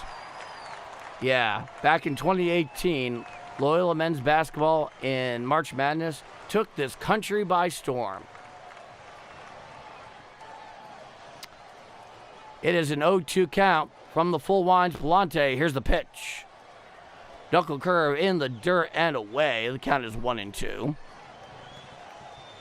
Our fantasy NFL is also redraft. This most recent season, my team was named after my childhood dog, Palm Bay Poobies. That's also cool. Here's the 1-2. Hit on up the middle. Failed there by wind, and he's able to pull it in, but he cannot make the throw after the diving stop in shallow center. So that'll be a 2-out single there for the Royals. Top of the sixth inning, 2 out, 2-0 KC down in downtown St. Louis. Really a very athletic play by Mason Winnow there, even to get to that ball. No chance at the throw. 75 pitches so far from Pallante. Now here's the lefty Jansen. He's 0 for 2. Here's the pitch. Cut curve down and away. Did he go around? No, says Blue down the third baseline. Holding his swing is the lefty Jansen, and the count is 1-0. Yes, Guarin is back. Whoop. Here's the 1-0 pitch. A slider out of the zone, 88 miles an hour. The count is 2-0. Runner on first, 2 out. Top of the sixth inning, 2-0 KC. And Pallante deals. Foul back behind the plate and out of play on a slider out and over the plate. And the count is 2-1. No, those of you who have come back time and again And those of you who may just be joining us for the first time, I'm Paul D. This is Bombers Game Mike. Thank you for joining, man. Thank you all for joining. Now, here's a 2-1. And hit to the left side and past the reach of the third baseman. Sagassi pulls it in and throws to the cutoff man. So now it is runners on first and second and 2 out here in the top of the 6th inning. KC has a little something cooking here with 2 out. A little bit of 2-out thunder. Can Pallante keep it right here? Right now, the Cardinals desperately need him to. And if you're just joining and you're enjoying yourself, please leave a like. It really does help a small, young channel like this one begin to grow. And if you like what you see and you want to watch more of it going forward in the future, hit subscribe. Hit that notification bell. Ding the ding dong, as they say. Play with my bells and buttons. I very much would appreciate it. And you'll get updates for when this thing's about to start. I usually schedule them most of the day in advance. Runners on first and second. Now here's the lefty Collins. Here's the pitch. Strike, knuckle curve, inside corner, thigh high to the lefty Collins. Count is 0-1. But no, if you want to see more of it, subscribe and hit notification bell. I also put up community posts about anywhere between 3 and 5 hours before the start of the stream. Here's the 0-1. Swinging strike on a four-seam fastball down and in the mid-90s. Hacked right over the top of that one did Collins. And the count is now 0-2. So Pallante is 1 strike away here from getting out of this jam. A 2-out jam, no less. Pallante comes set. It's a righty-lefty matchup. Here's the 0-2. Called strike 3. Down goes Collins for the third and final out of the inning. So Pallante, he gets out of it. And we go to the bottom of the 6th inning. It's 2-0 KC. The Cardinals, they really need to do something with those bats. Namely, hit the hell out of the ball. I'm Paul D. And this is Bombers Game Mike. No, thank you all so much for coming by today, spending a part of your Sunday here with me. It's really wonderful. You guys really do make this experience a lot of fun. And those of you who chime in the chat, all of that. I love interacting with you guys. There are some times I may be able to respond during the action, but one thing is for sure. I always go back, I make a mental note, and I'll go back and talk about it between innings when there's a bit of a break in the action. So the Cardinals are going to have the off day tomorrow, and then on Tuesday night down at Busch Stadium, they're going to be hosting the Pirates, the Buccos, for the first of 3. It's going to be a 6 o'clock start, I believe, or at the very least the coverage starts then. Let's take a look.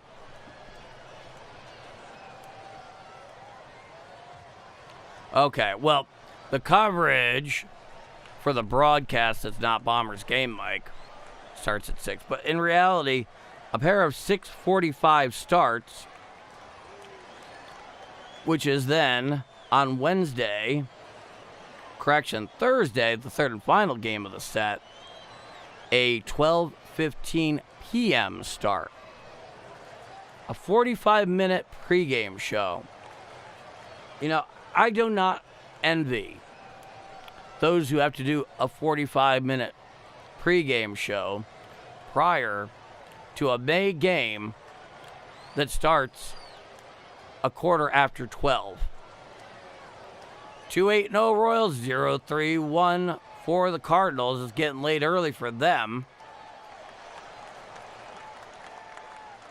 as we begin the bottom of the 6th inning. Stepping into the box is the catcher Herrera. That big wide open stance of his. Now here's the pitch. Chopped down the third base side. Fielded there by the third baseman. Fields on a couple hops. Throws to first in time for the first out of the inning. 1 pitch, 1 out for Kolek, who's out for his 6th frame of work and he has been entirely in control today. Through 5 1/3, he's only given up, I think, how many hits officially? Let us see. Now, here's the lefty, Alec Burleson, 1 for 2 today. He's batting first. Nobody on, 1 out. 2-0 KC in the bottom of the 6th inning. 68 pitches so far for the righty Kolek. He is pitching much better than a back of the rotation / swingman. Here's a pitch. Cutter on the outer third, just below the belt for a strike. And the count is no balls and 1 strike. He's only given up 3 hits in 5 1/3 innings. Here's the 0-1. Sweeper outside. Goes floating over the righty batter's box. The count is 1-1.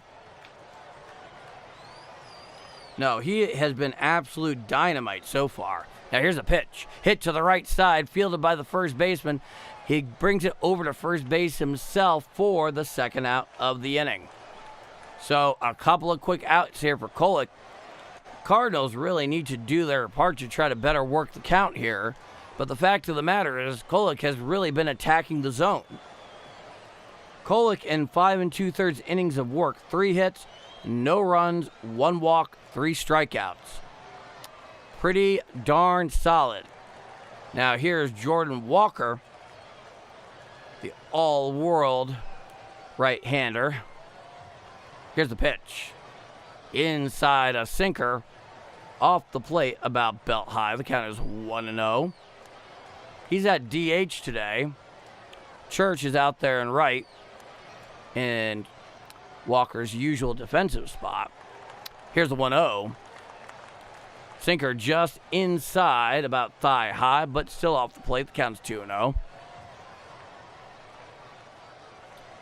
Okay. I'll answer that shortly about the strikeout whistle. Coming set is Kolek. Here's the pitch. Strike. And a sinker on the outside corner about thigh high. The count is 2-1. I'll get into that in the half inning here. Coming set's Kolek. Here's the 2-1. Hit to the left side. Fielded by deep by Witt. He throws to first. The throw is offline, but the first baseman hauls it in and applies the tag for the 3rd out of the inning. 1, 2, 3, go the Redbirds. We go to the top of the 7th inning. 2-0 KC down on the banks of the mighty Mississippi. I'm Paul D, and this is Bombers Game Mike. And if you're enjoying the stream, please leave a like. Once again, it really does help a young channel like mine. It's small, it's still growing. And I have every intention on doing more Cardinal games. And you guys keep showing up for these Cardinal games. I'm going to keep calling them because it's a lot of fun. And if you really enjoy it, hit subscribe and the notification bell. So that way you will definitely know when it's happening. Okay, Gordon. You're the first person to ask about this. And it's time for me to explain. That whistle is actually something that's a bit of what they call sonic branding, specifically for an electronics and appliance store that's mostly located in the Northeast, known as PC Richard & Son. I don't think they're outside of the Northeast, the last I checked. And as you know, at the very least, this channel has started out as a Yankees play-by-play channel, even though I'm doing a lot more Cardinal games at the moment just because you guys are so much fun to do them with. And at Yankee Stadium, every time the Yankees strike out an opponent, you get this as soon as it happens. And I love that for a lot of reasons. They started using it when they opened the new Yankee Stadium all the way back in 2009. And it was just meant as a means of sponsorship, sponsoring the strikeout of the opponent. However, it's turned into something a lot more fun than that. So, yeah, there's the sponsorship, there's the promotional side. Now, here's the first pitch from Pallante. Strike, slider, outside corner at the knees to the righty Thomas. He's 0 for 2 today. The count is 0-1. Where now, with opponents, Get to this in a moment. And from the full wind, the 0-1 from Pallante. Slider down and away out of the zone. The count is 1-1. It's a righty-righty matchup that it's also kind of become, at least in my estimation, kind of a playful, cheeky. Hold on a second. Here's the pitch. Check swing up and in on the sinker. Did he go around? No, says Blue down the first baseline. The count is 2-1. It's kind of become a cheeky and subtle taunt because at Yankee Stadium, imagine you're the opponent. We'll get to this in a moment. Now, here's the 2-1. Foul down the first base side. It seems to be going towards the Cardinal dugout. Giving chase is Herrera. And it falls in, but there is no catch on that one. So the count is even at 2-2. Imagine you're the opponent, and you just had a long day striking out for 6 or 7 innings against Cam Schlittler. Looking, swinging. And you're one of the guys who manages to go and put up the golden sombrero after that long day, and each and every time you hear this. I know these guys are meant to block all this stuff out, but that has to get to you. Now, here's the wind from Pallante, the 2-2.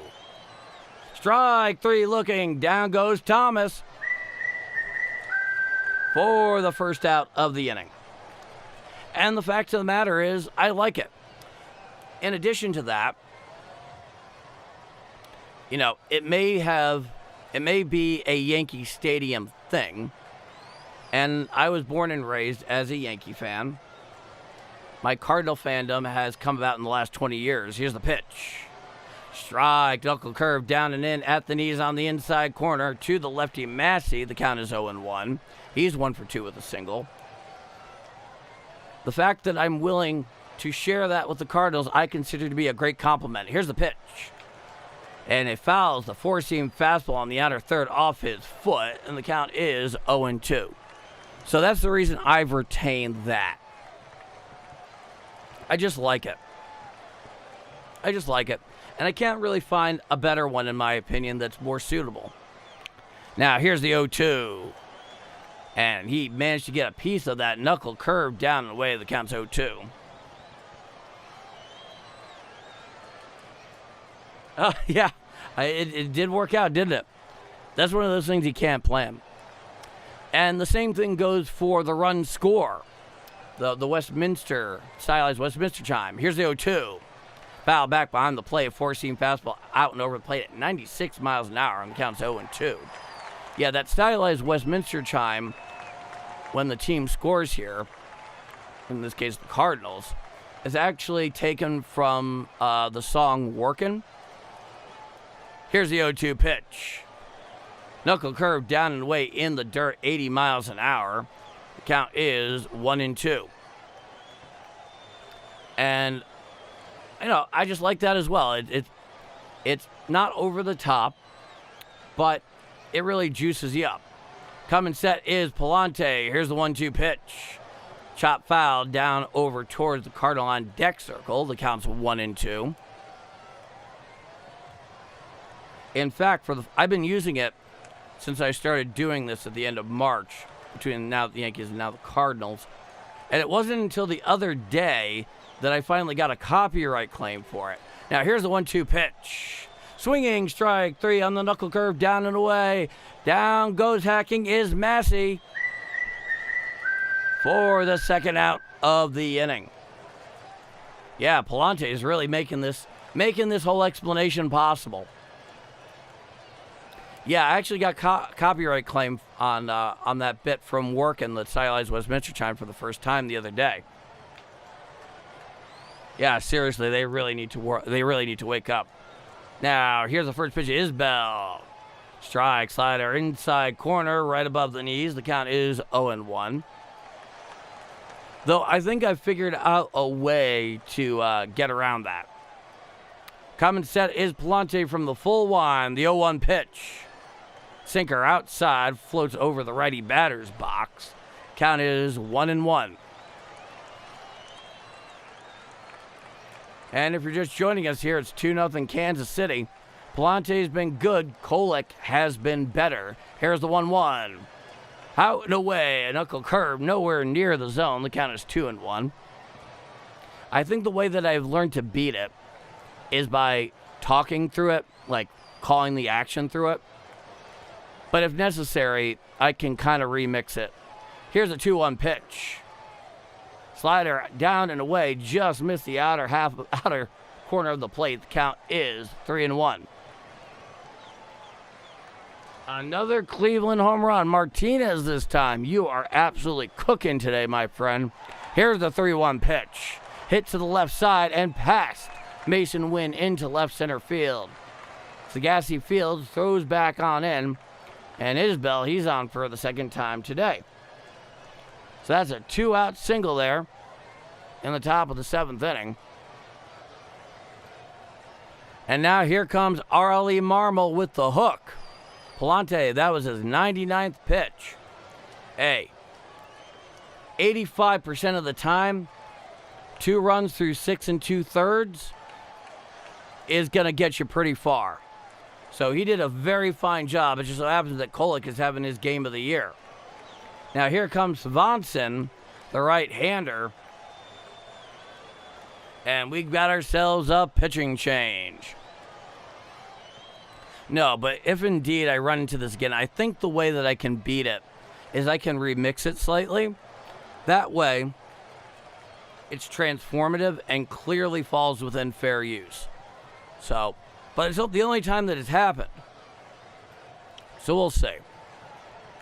Believe me, if you've done the YouTube thing long enough, you begin to learn the ins and outs of fair use.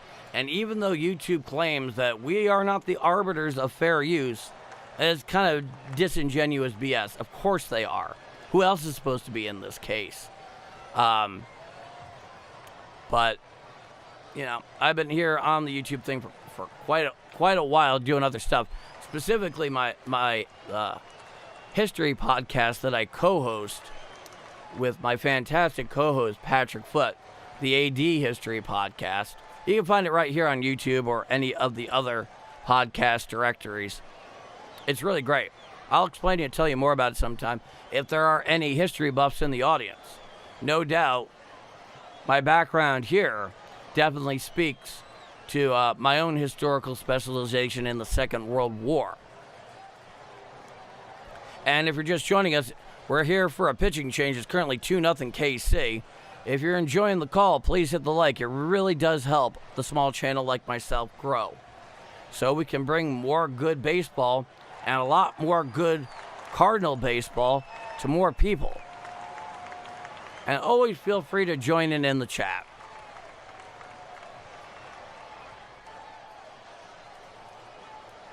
And of course, subscribe if you're digging it. Coming set is Fonson, the right-hander. Here's the pitch. Cutter outside and off the plate. The count is 1-0. To the righty Garcia. He's 1 for 3. He's a leadoff hitter. 21.2 innings pitched, an 8.72 ERA, and a whip of 1.94 so far for the big righty Swanson.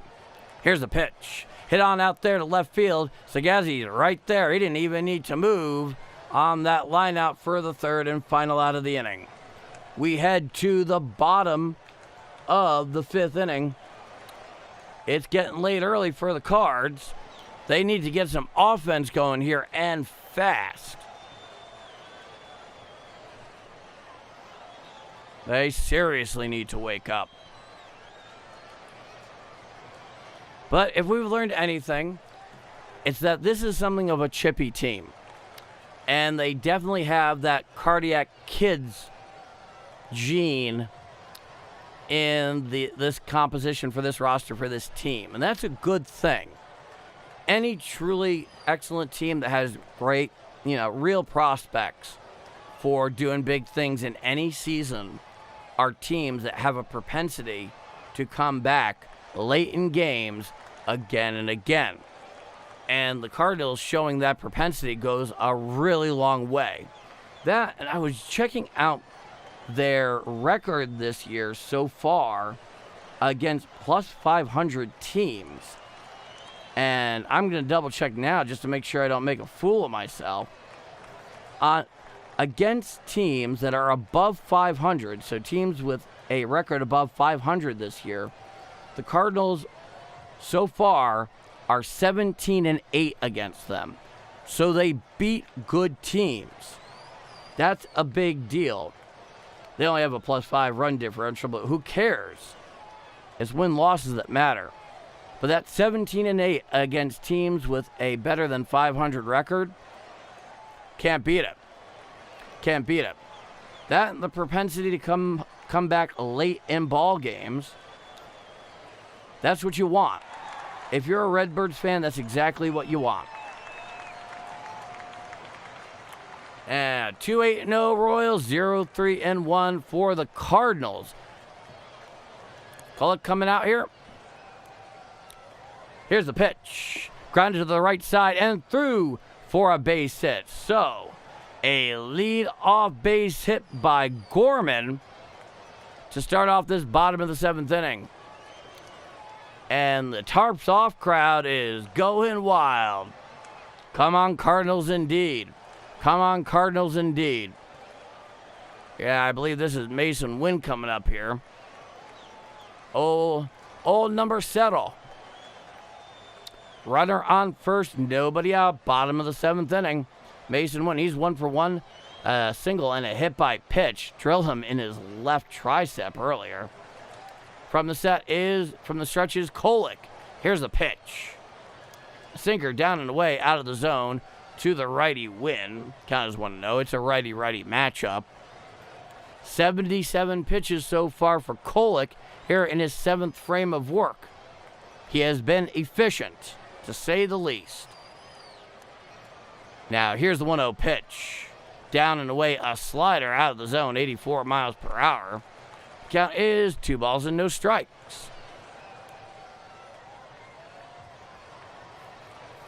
Yeah, Busch Stadium and that shirtless crowd out there, they're making waves, and they want those waves to affect the Cardinal offense for the better. And boy, that could not be more timely at the moment. Am I right, folks? Am I right? And yes, when you're doing these games, you always need to calf up. Gotta stay sharp. No booze, though, when you're calling games and streaming. And it looks like they're doing the tomahawk chop out there. I don't know what that's all about. Now, here's a 2-0. Strike, sinker outside corner just below the belt. Count as 2-1. If you are a baseball fan of a certain age, specifically one that watched a lot of baseball in the 1990s and had TBS, here's a 2-1. Sinker down and away out of the zone. Count is now 3-1. Yeah, it looks like they're doing the tomahawk chop. I don't have any audio for the actual game because I need to do this. Coming set. Here's the 3-1. Strike, sinker on the outer third at the knees, then count as full 3-2. So if you followed baseball in the 90s and had TBS, the tomahawk chop is just grating to the ears. My goodness. The count is full 3-2. And Kolick deals. Chopped down towards third base. He fields it on a pair of hops. He throws the second one on to first. No play down at first. So he reaches there on the fielder's choice. The runner is out at second. And there is still a runner on first now with 1 out. And there seems to, at the very least, okay. It looks like we've got the hook here for Kolick. And now is coming in is Lynch. Lynch the fourth. Lynch the fourth of his name. So we got ourselves another pitching change. No, that tomahawk chop, boy. In the 90s. If you were not a Braves fan and had cable television, and you watched it just because you wanted to watch baseball and your team wasn't on, oh my God. Oh my God. Of course, the team that really got the worst end of the tomahawk chop was the 95 Indians. Yes, he did, Warren. Yes, he did.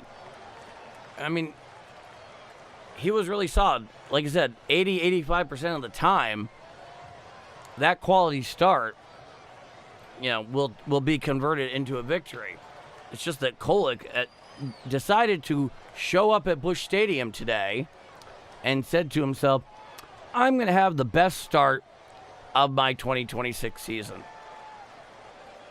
In fact, it may be his best start during his tenure with the Royals after coming over from San Diego last year. Don't take me to court on that, but I bet you it is. Even though he did a pretty solid job in the 30-something innings he pitched last year for the Royals, certainly better than, I believe, the 60 that he pitched for San Diego before getting dealt. Alrighty. Lynch, the fourth of his name, is in the game in relief for Kolek. And the Cardinals are all in favor of that. My goodness. And it looks like Mason Wynn is being pulled on in. And I have not a clue why at the moment. And it looks like there's going to be a pinch runner down there at first. Once that is clear who it is, I'll let you know. But whatever it is, Wynn looks very disappointed.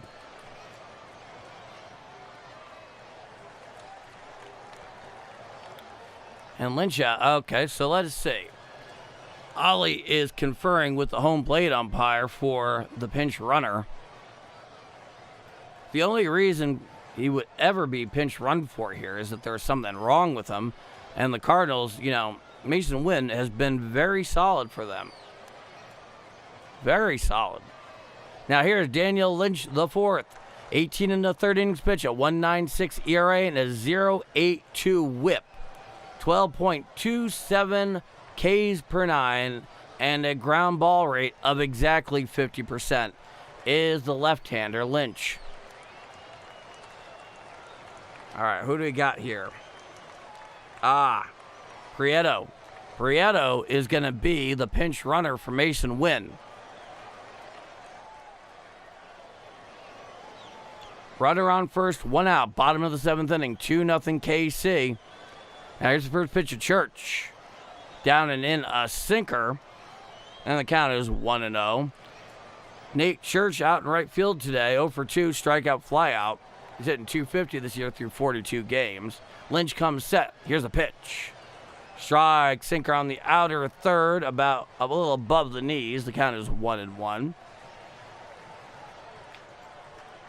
So we got a lefty-lefty matchup here. He comes set. Here's the 1-1. Slider up and in and out of the zone. And the count is 2-1 strike to Nate Church. He's out in right field today. Jordan Walker has kind of the half day. The middle infielders are at double play depth for the Royals. Here's the pitch. Strike on a sinker down and in. Swung right over the top of that one did Church. And the count is even at 2-2 strikes.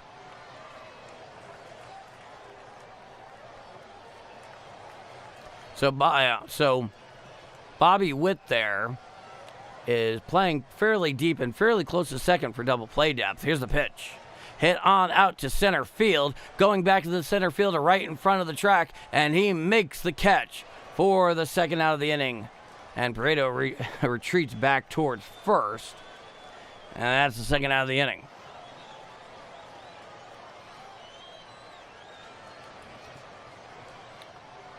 Now here is Tomek Sagezi. He's out in left field with Nate Church out in right today. It's a lefty-righty matchup. Runner on first, 2 out, bottom of the seventh, 2-0 KC. Here's the pitch. Down and away, a sinker well out of the zone. The count is 1-0.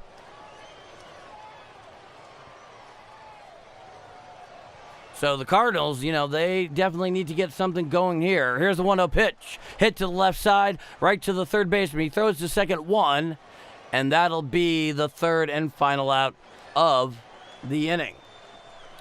So the Cardinals, nothing across. It's still 2-0 KC, and it's getting late. We go to the top of the eighth inning.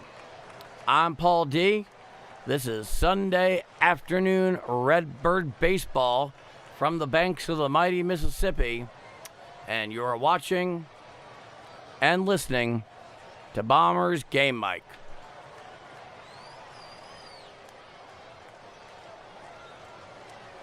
And like the rest of you, certainly when I'm home and in market, the only way I can actually watch this thing is through the Cardinals.tv package, which, you know, I get it.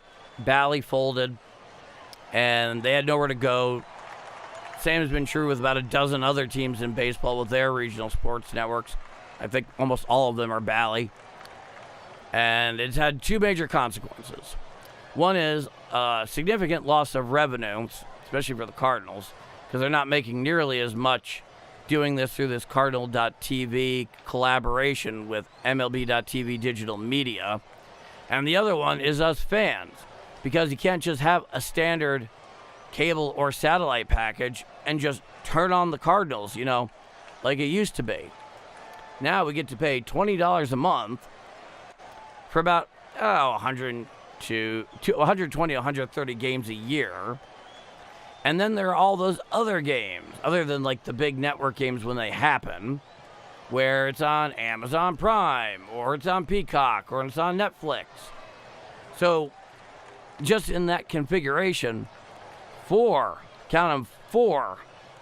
separate subscriptions to follow the Cardinals, in addition to the fact they just seem to be on Amazon Prime or on Peacock with very little fanfare or notification. It's frustrating, it's confusing, it's expensive, and it kills the game. Here's the pitch.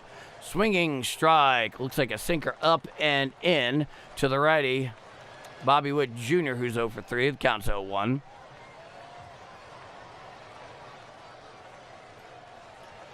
Yeah, not his best. Here's the 0-1. And it's hit on out there to center field. Victor Scott, he's right there. He makes the catch for the first out of the inning.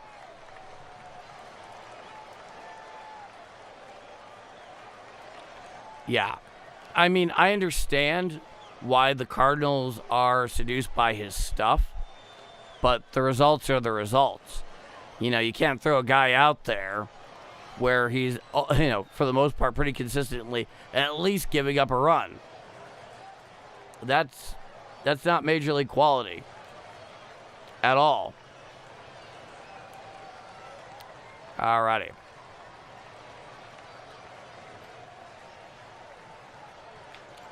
Now, Prieto, he's out there replacing Mason Wynn at shortstop. Still no word on what's going on with him. Now, here's pitch to Pasquantino. Strike, sweeper inside corner at the knees, and the count is 0-1. Really, fingers crossed for Mason Wynn.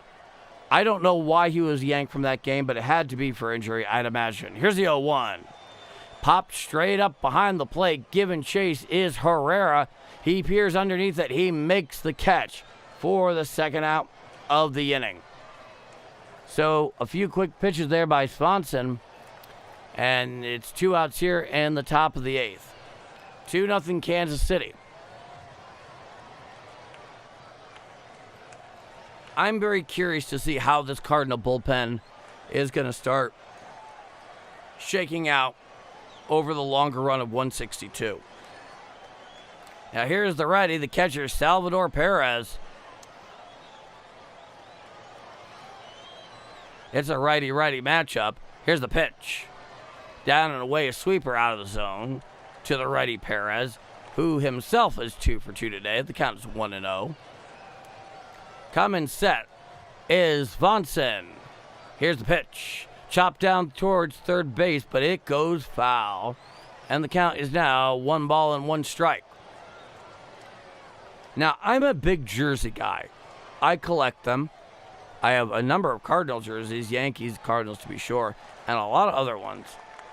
And I have to say, I actually like this Kansas City alternate blue top, white letters and numbers. It's better than their standard away. Here's the 1-1. Swinging strike on a sweeper up and away. Swung right underneath that one, did Perez. And the count is now 1-2 strikes. It really works for them. It really does. And of course, Perez, he's got the C on the right side here of the chest. Designated him as the captain. Here's a 1-2. Foul back behind the plate and out of play. It was a sinker in on the hands.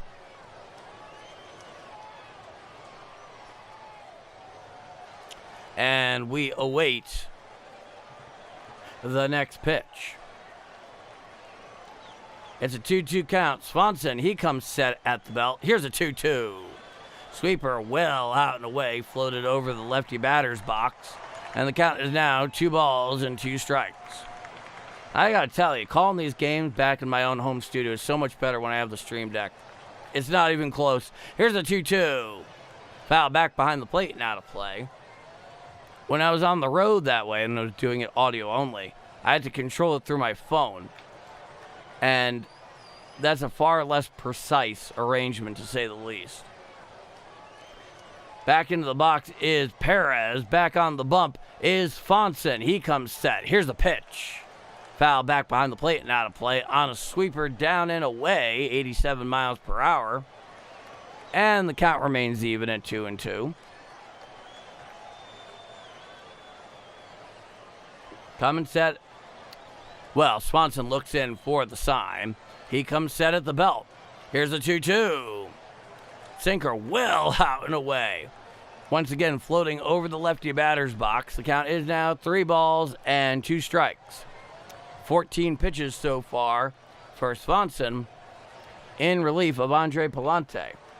He comes set. Here's the pitch. Ball 4 on a sweeper down and away. Easily holding off there is the hitter.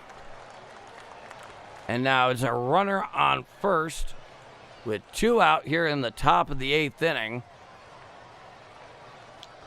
And it looks like Ollie Marmol is going to the pen once again. He does the kind of slow walk. Now here comes the lefty, Jason. Well, is it Brule? His first name always escapes me. The lefty Brule.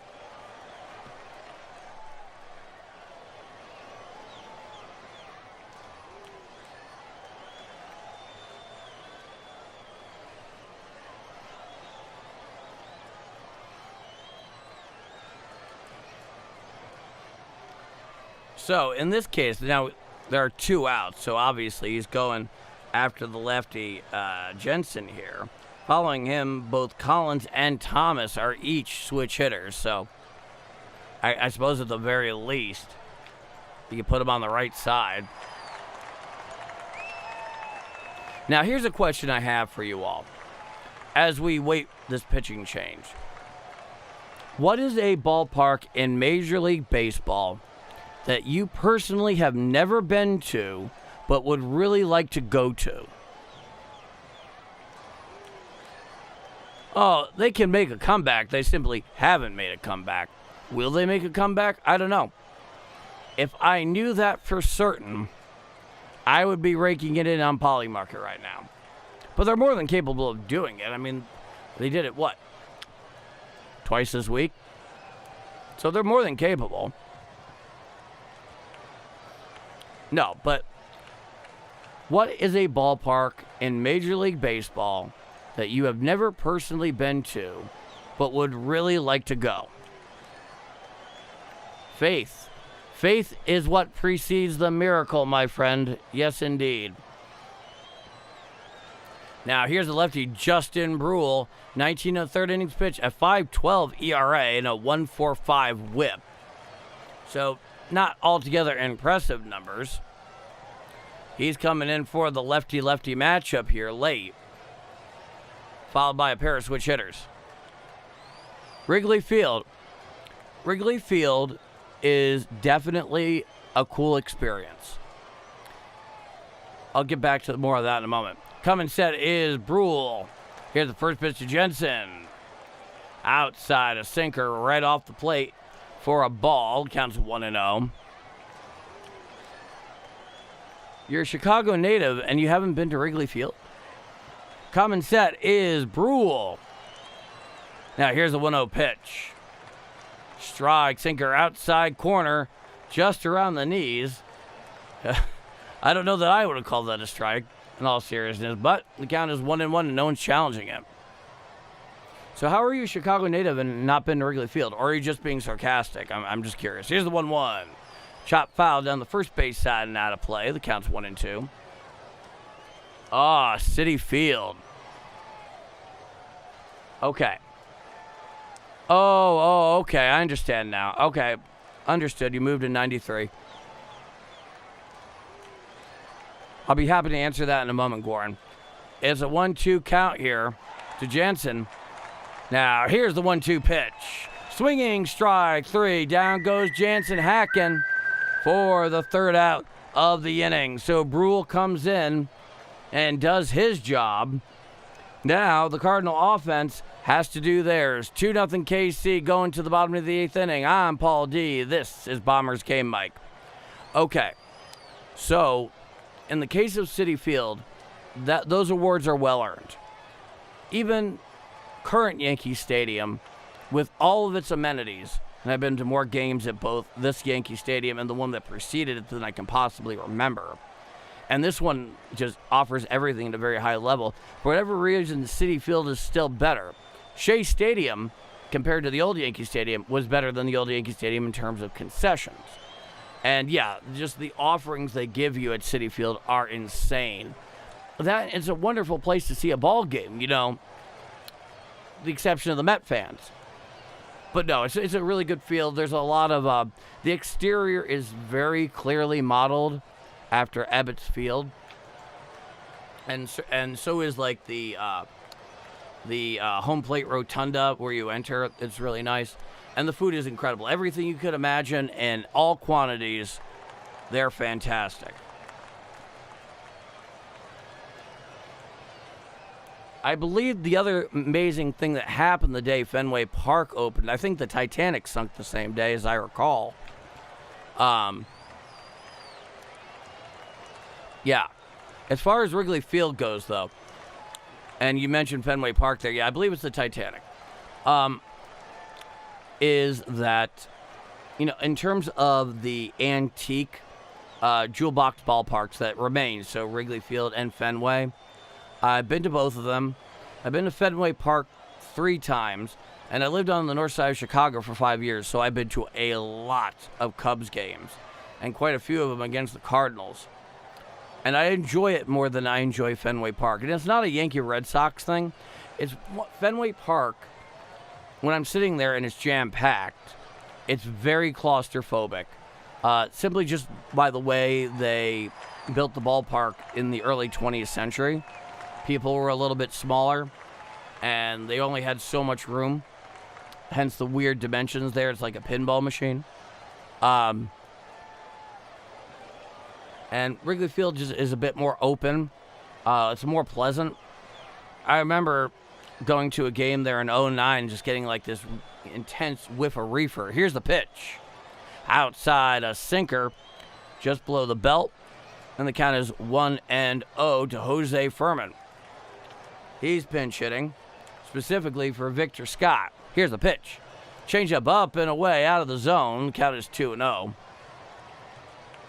Yeah, cheers. It's a good question. It's a good trivia question. Coming set is Lynch. Showing bunt is Furman. He pulls back. Strike, 4-seam fastball, outside corner, 94 miles an hour. And the count is 2-1 strike. So I like the fact that I don't feel as encumbered by everything around me. Here's a 2-1. Down and in, a changeup well out of the zone. The count's 3-1.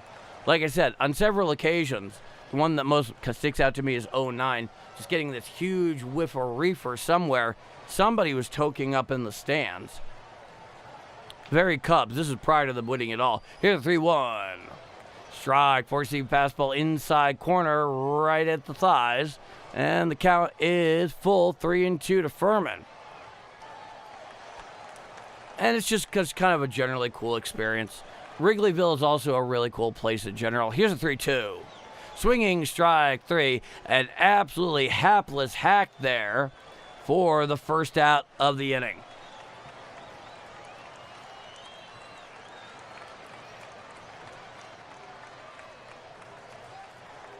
Well, yeah.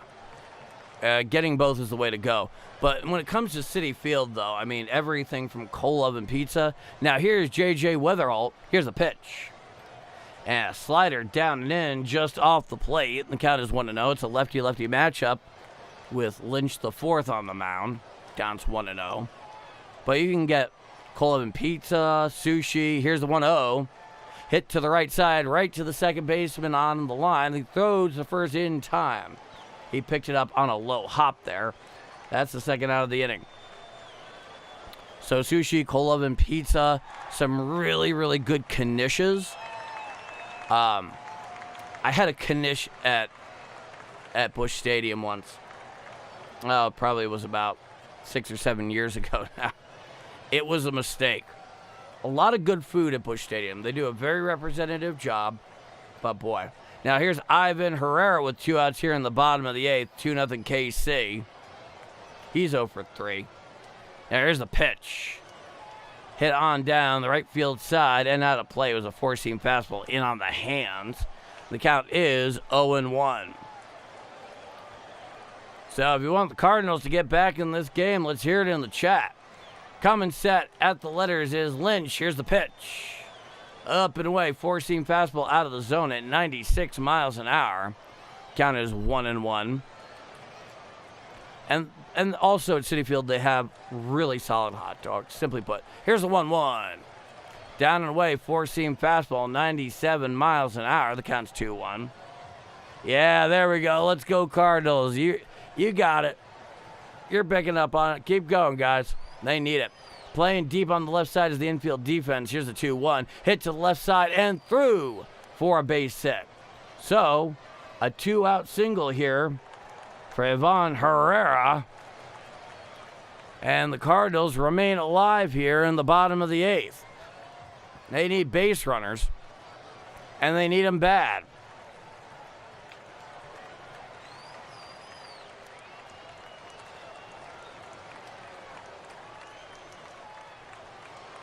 Now here's Burleson. Lefty on lefty. Here's the pitch. Chop foul behind the plate on a sinker, down and in. Count is 0-1. I think that's a Gothic font if I remember correctly. I could be wrong about that. Coming set is Lynch. Here's the 0-1. Pop straight on up to medium right center field. Calling for it is the center fielder. He makes the catch for the third and final out of the inning. We go to the top of the 9th. 2-0 Kansas City after 8 full. The Cardinals, they have to hold them here and hope for some late lightning. I'm Paul D, and this is Bombers Game Mic. And if you're enjoying the call, please leave a like. It helps this channel immensely because it's still a small channel. And it means a lot to me, and it helps it grow. And if you like what you're seeing, and you're a newcomer, and you want to see more Redbird games called here, then please subscribe, hit the notification bell. You know the drill. Believe me, you won't be disappointed.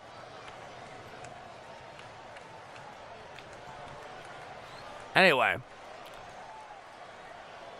aside from the ballpark one, which please still answer, you know, if there is a ballpark that you personally have never been to but want to go, definitely let me know in the chat, because I love hearing that kind of stuff.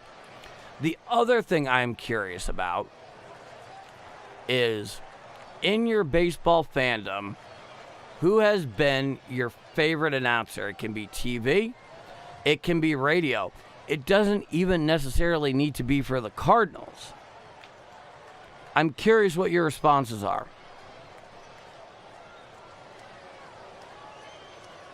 I believe it's deep fried. It's basically a deep fried potato. And you have it like with some really good, like spicy-ish deli mustard. Not quite a Dijon, but you get the idea. Kind of a spiciest, more brownish mustard. Oh my God. I mean, I'm thinking about it right now. My mouth is watering. And in Queens, they do a great job of it. Yeah, so Kolick, he pitched 6 1/3, 4 hits, no earned runs, no runs period, with a walk and 3 strikeouts. Pallante, 6 2/3, 8 hits, 1 earned run, no walks, and 7 strikeouts. 15 ground ball outs. And for the Cardinals, no runner has reached second today. Jose Furman is now out there in right field. That's where Nate Church started at today. Nate Church has moved over to center field for Victor Scott, who was pinch hit for. And now Brule, he's back in the game for his second frame.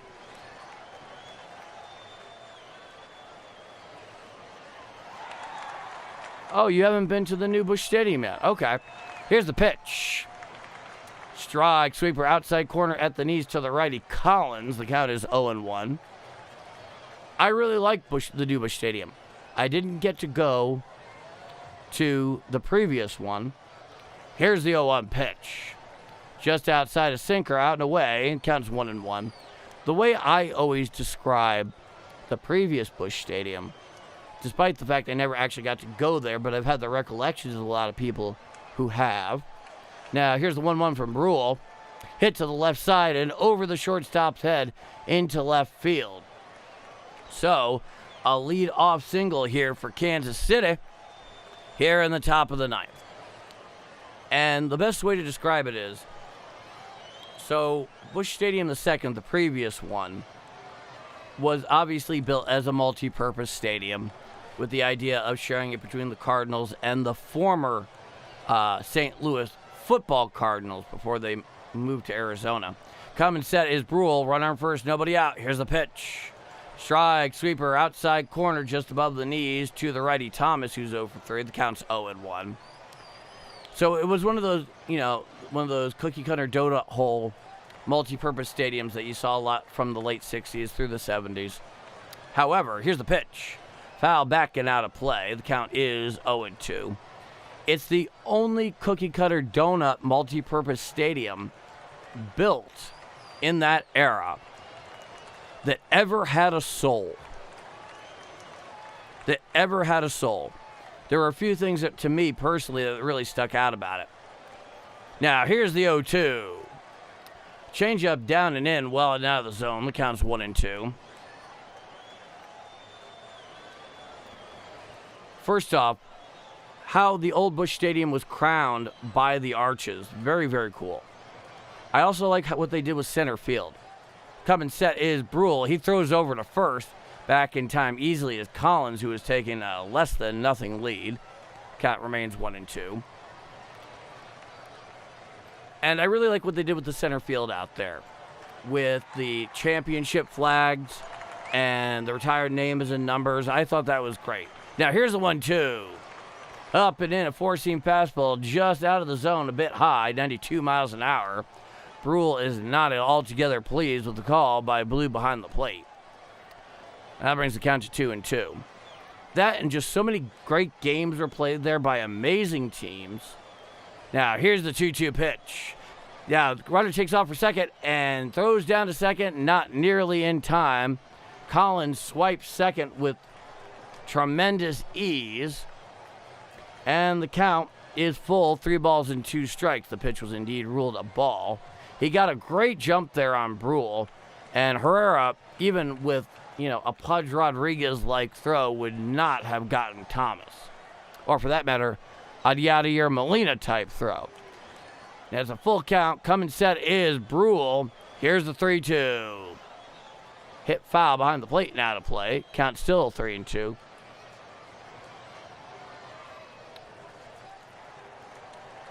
So it was the one, cookie cutter, donut hole multi-purpose stadium with a soul.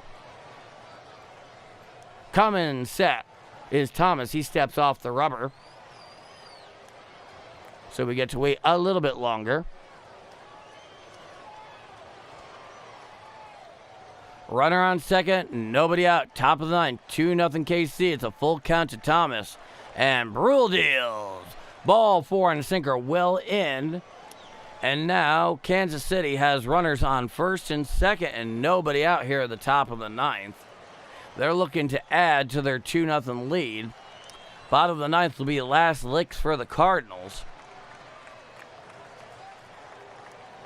But this is a team that has shown a propensity for comebacks, though they have shown no life offensively so far today.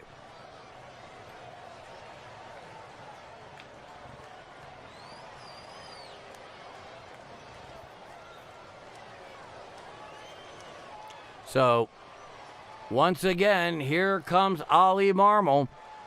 And it looks like we're going to the pen yet again. Yep, here comes Bouchard in relief of Brule. So, pitching change time, folks. Pitching change time. It has been a long afternoon for Cardinals fans. But as offensively inept as the Cardinals have been today, the thing you can't deny is that it hasn't happened by accident. You know, Kansas City has pitched their rear ends off. Kolek was fantastic. Far better than his numbers would ever suggest him to be.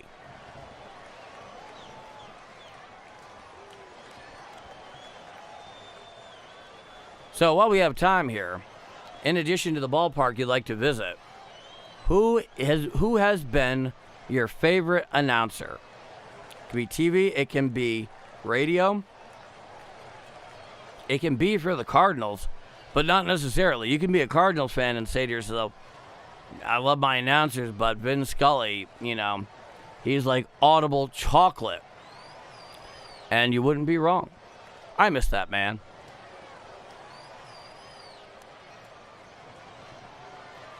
Yeah, as far as soccer goes, I enjoy it. And this is just me personally interjecting into the conversation here in the chat. I like World Cup. I like Euro. I think those are interesting because they're national efforts. Now, here's the righty Bouchard in for the lefty Brule.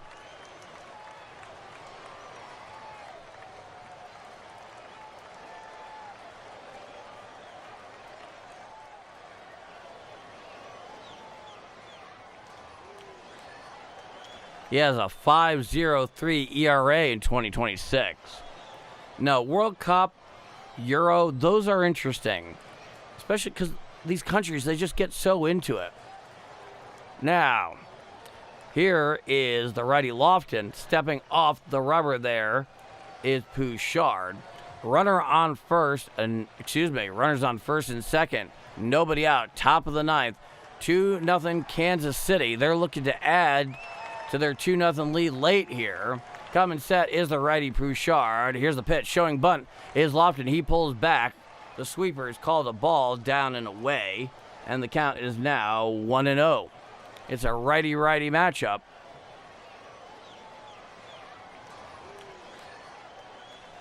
It's going to be interesting, actually, seeing the World Cup hosted here in the United States this year.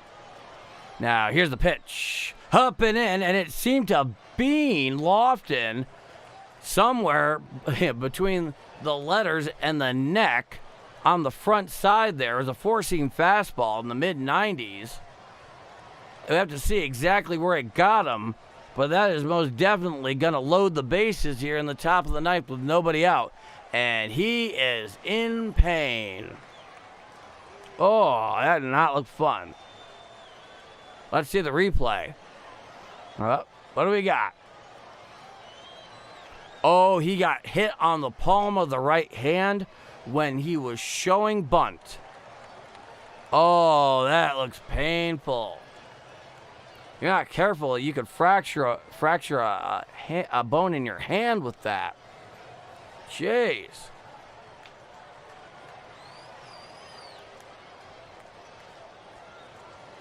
Lofton there is getting checked out by the Kansas City trainers.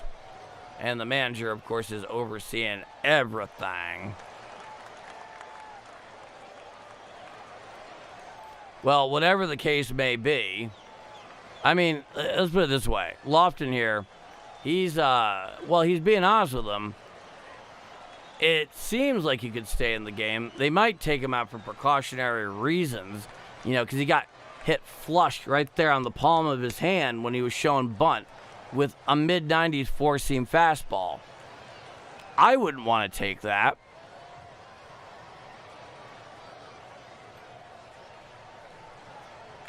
It is impressive, though. These guys are tough and hyper-competitive.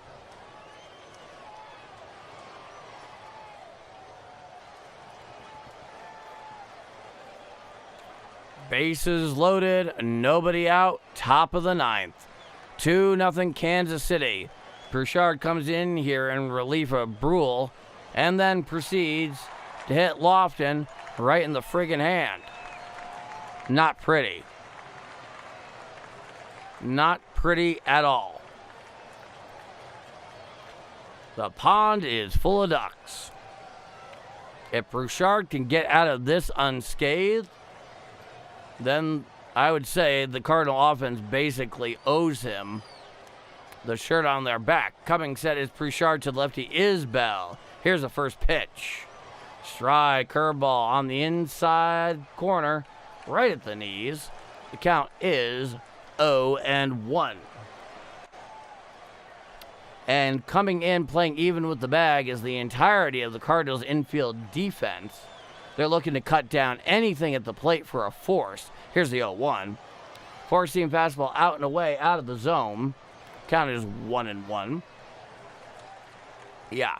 Where they are depth-wise in terms of their infield defense, anything straight to them that's not on a line but on a hop or ground ball, they're going right home for the force. Here's the pitch. Foul back. The four-seam fastball out and away at 95 miles per hour. And Bouchard, as is Bell, 1 ball and 2 strikes. And unfortunately, the crowd here on Sunday afternoon at Busch Stadium has clearly thinned out a bit. Even the tarps off crowd in the second deck and right field is a little quiet at the moment. Here's a 1-2. And strike 3 on the sweeper, out and away. Down hacking he goes for the first out of the inning. So, while he promptly comes in and hits Lofted on the palm of his hand, he manages to get Isbell down hacking for the first out of the inning. So bases loaded, 1 out, top of the ninth. 2-0 KC. Now here's the righty Garcia. Here's the pitch. Down and away, four-seam fastball just missed the plate. And the count is 1-0. 1 for 4 today is the leadoff hitter, Garcia. Common set is Bouchard. Here's the pitch. Four-seam fastball down, had the plate, but it was about shin high. And the count is now 2 balls and no strikes. Bases loaded for his career. He's 11 for 29, so that's a .379 average. No home runs and quite a few RBIs. Playing slightly back now is the Cardinal infield defense, because they have double play possibility. It is hit down to third base side. He gets one at third, on to first, and a double play. So Bouchard comes in. He nails Lofton on the palm of his hand to load the bases. He strikes out his Bell, and then he gets a chopped ground ball to third for what is undeniably a 5-3 double play. So, hey, talk about getting out of a serious jam. It is 2-0 Kansas City going to the bottom of the ninth down at Busch Stadium on the banks of the mighty Mississippi. It's crunch time. It's last licks for the Cardinals. Can they come back? They've done it a couple times this week. I'm Paul D. This is Bombers Game Mike. Yes, he has done it. Man, talk about finding a way to get out of an inning.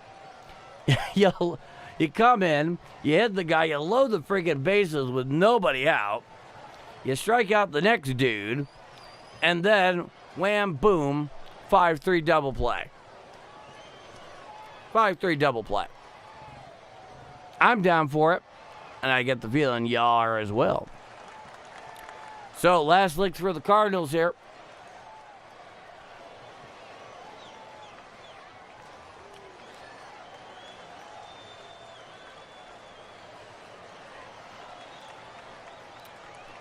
So, due up for the Cardinals here in the bottom of the ninth. You got Jordan Walker, followed by the lefty Gorman, and then Prieto, who came in as a pinch runner for Mason Wynn, who seemed to be pulled for reasons that none of us are entirely sure of at the moment. If you do know, please leave it in the chat. And then you would then ultimately have Church as the potential fourth at-bat. So, if you're enjoying the game here, enjoying my call, please leave a like. It really helps the small channel grow. 2-9-0 for the Royals, and 0-5-1 for the Redbirds. And if you like the call and you want to see more Redbirds game, especially from me, hit subscribe and the notification bell. Here's the pitch. On a slider down and away, swung right over the top of that one, did Walker. The count is 0-1. Lucas Erseg. 19 games, 18 and a third innings pitched, a 3.44 ERA. It's a righty-righty matchup. Here's the 0-1. A ball down and away, a slider. Able to lay off that one this time is Jordan Walker. Fielder's choice, a ground out and a ground out. He is 0 for 3 today. Here's the 1-1 pitch. Grounded to the left side, fielded on a hop by the third baseman. He throws to first in time for the first out of the inning here in the bottom of the ninth. They really, really do. They really do owe him. Now here's Nolan Gorman. Strikeout looking, ground out, and a single. He's 1 for 3. Hitting .236 with 5 home runs, 23 RBIs on the year. It's a righty-lefty matchup. Here's the pitch. Swinging strike, four-seam fastball out and over the plate at 97 miles an hour.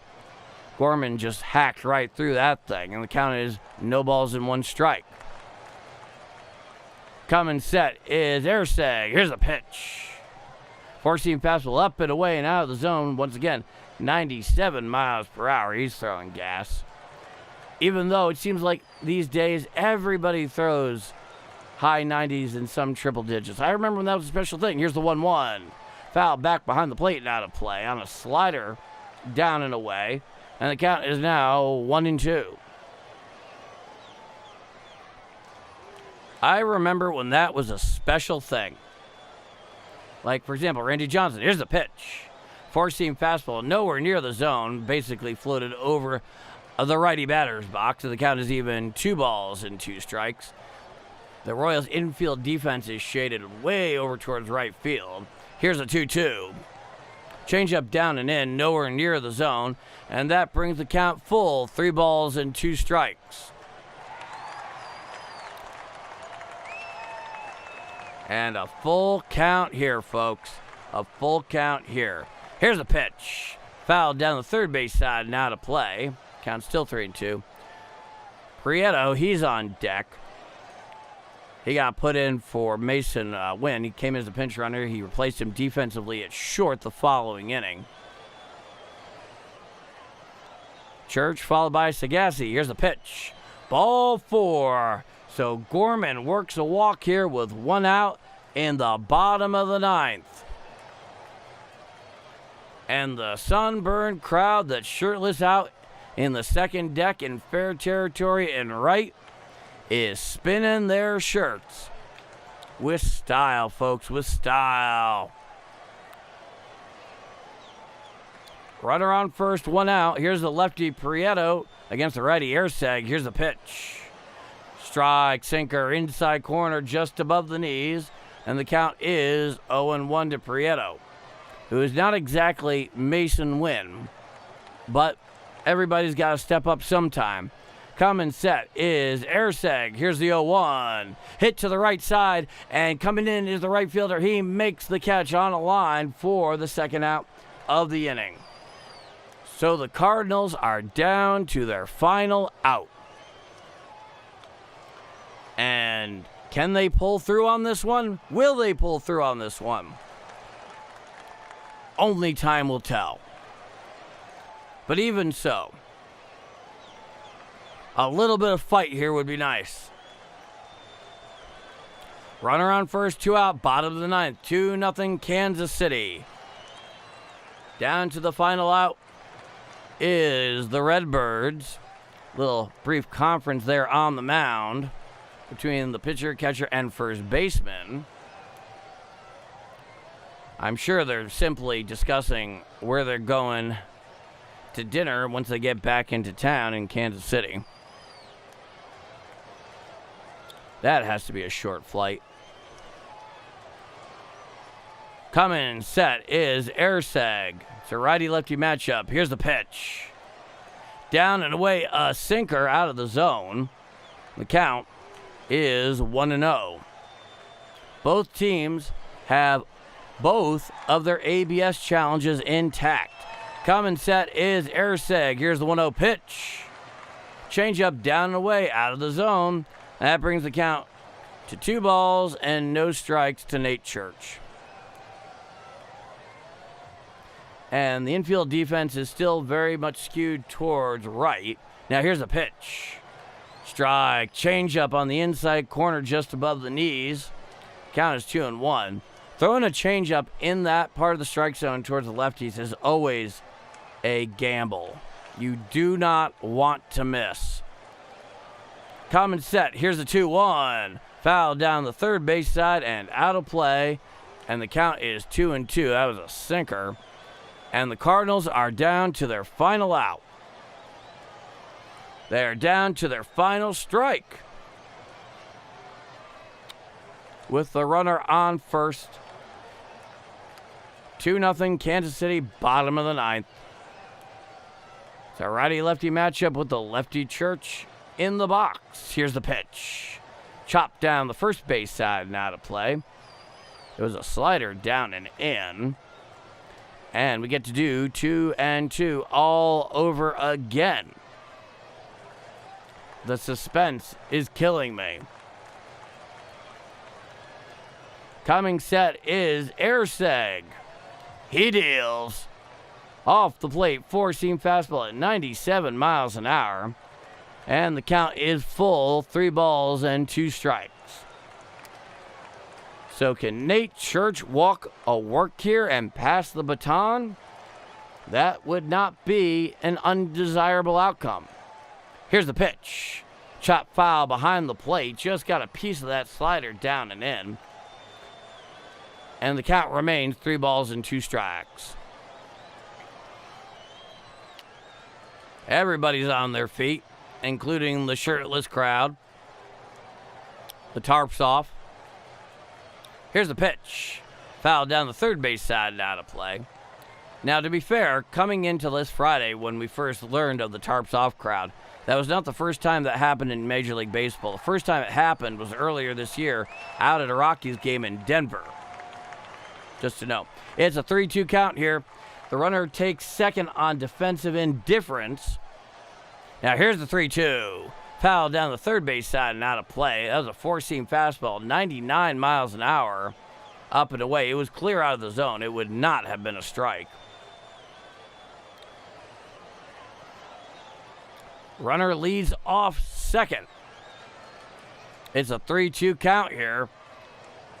He comes set. Here's the 3-2.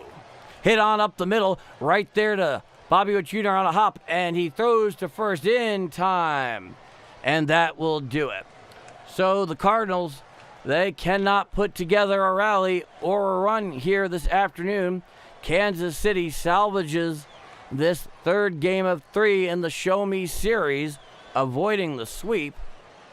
And Kansas City has this one 2-0 here on Sunday afternoon. But the Cardinals will be back on Tuesday against the Pirates. Tomorrow is indeed an off day. It's a 6:45 p.m. start Central Time. I will be here, Bombers Game Mike, to give you the action. And the stream will begin usually between 6:35 and 6:40 for the 6:45 start. I'll be sure to schedule that one in advance so you can see it. And I always put up the community post the day of, so you got the heads up. 2-0 Royals is the final. I'd like to thank you all so much for joining me here on this Sunday afternoon. And if you really did enjoy it and you appreciated the call, please leave the like. It really helps this small channel grow. And if you enjoyed what you saw and what you learned and the fun you had, subscribe with the notification bell because there's more coming. 2-0 is the final. I'm Paul D. Unfortunately, the Cardinals cannot pull off the sweep. That being said, I'm Paul D. and this is Bombers Game Mike. Bombers Game Mike, over and out. 2-0 Royals is your final from Busch Stadium.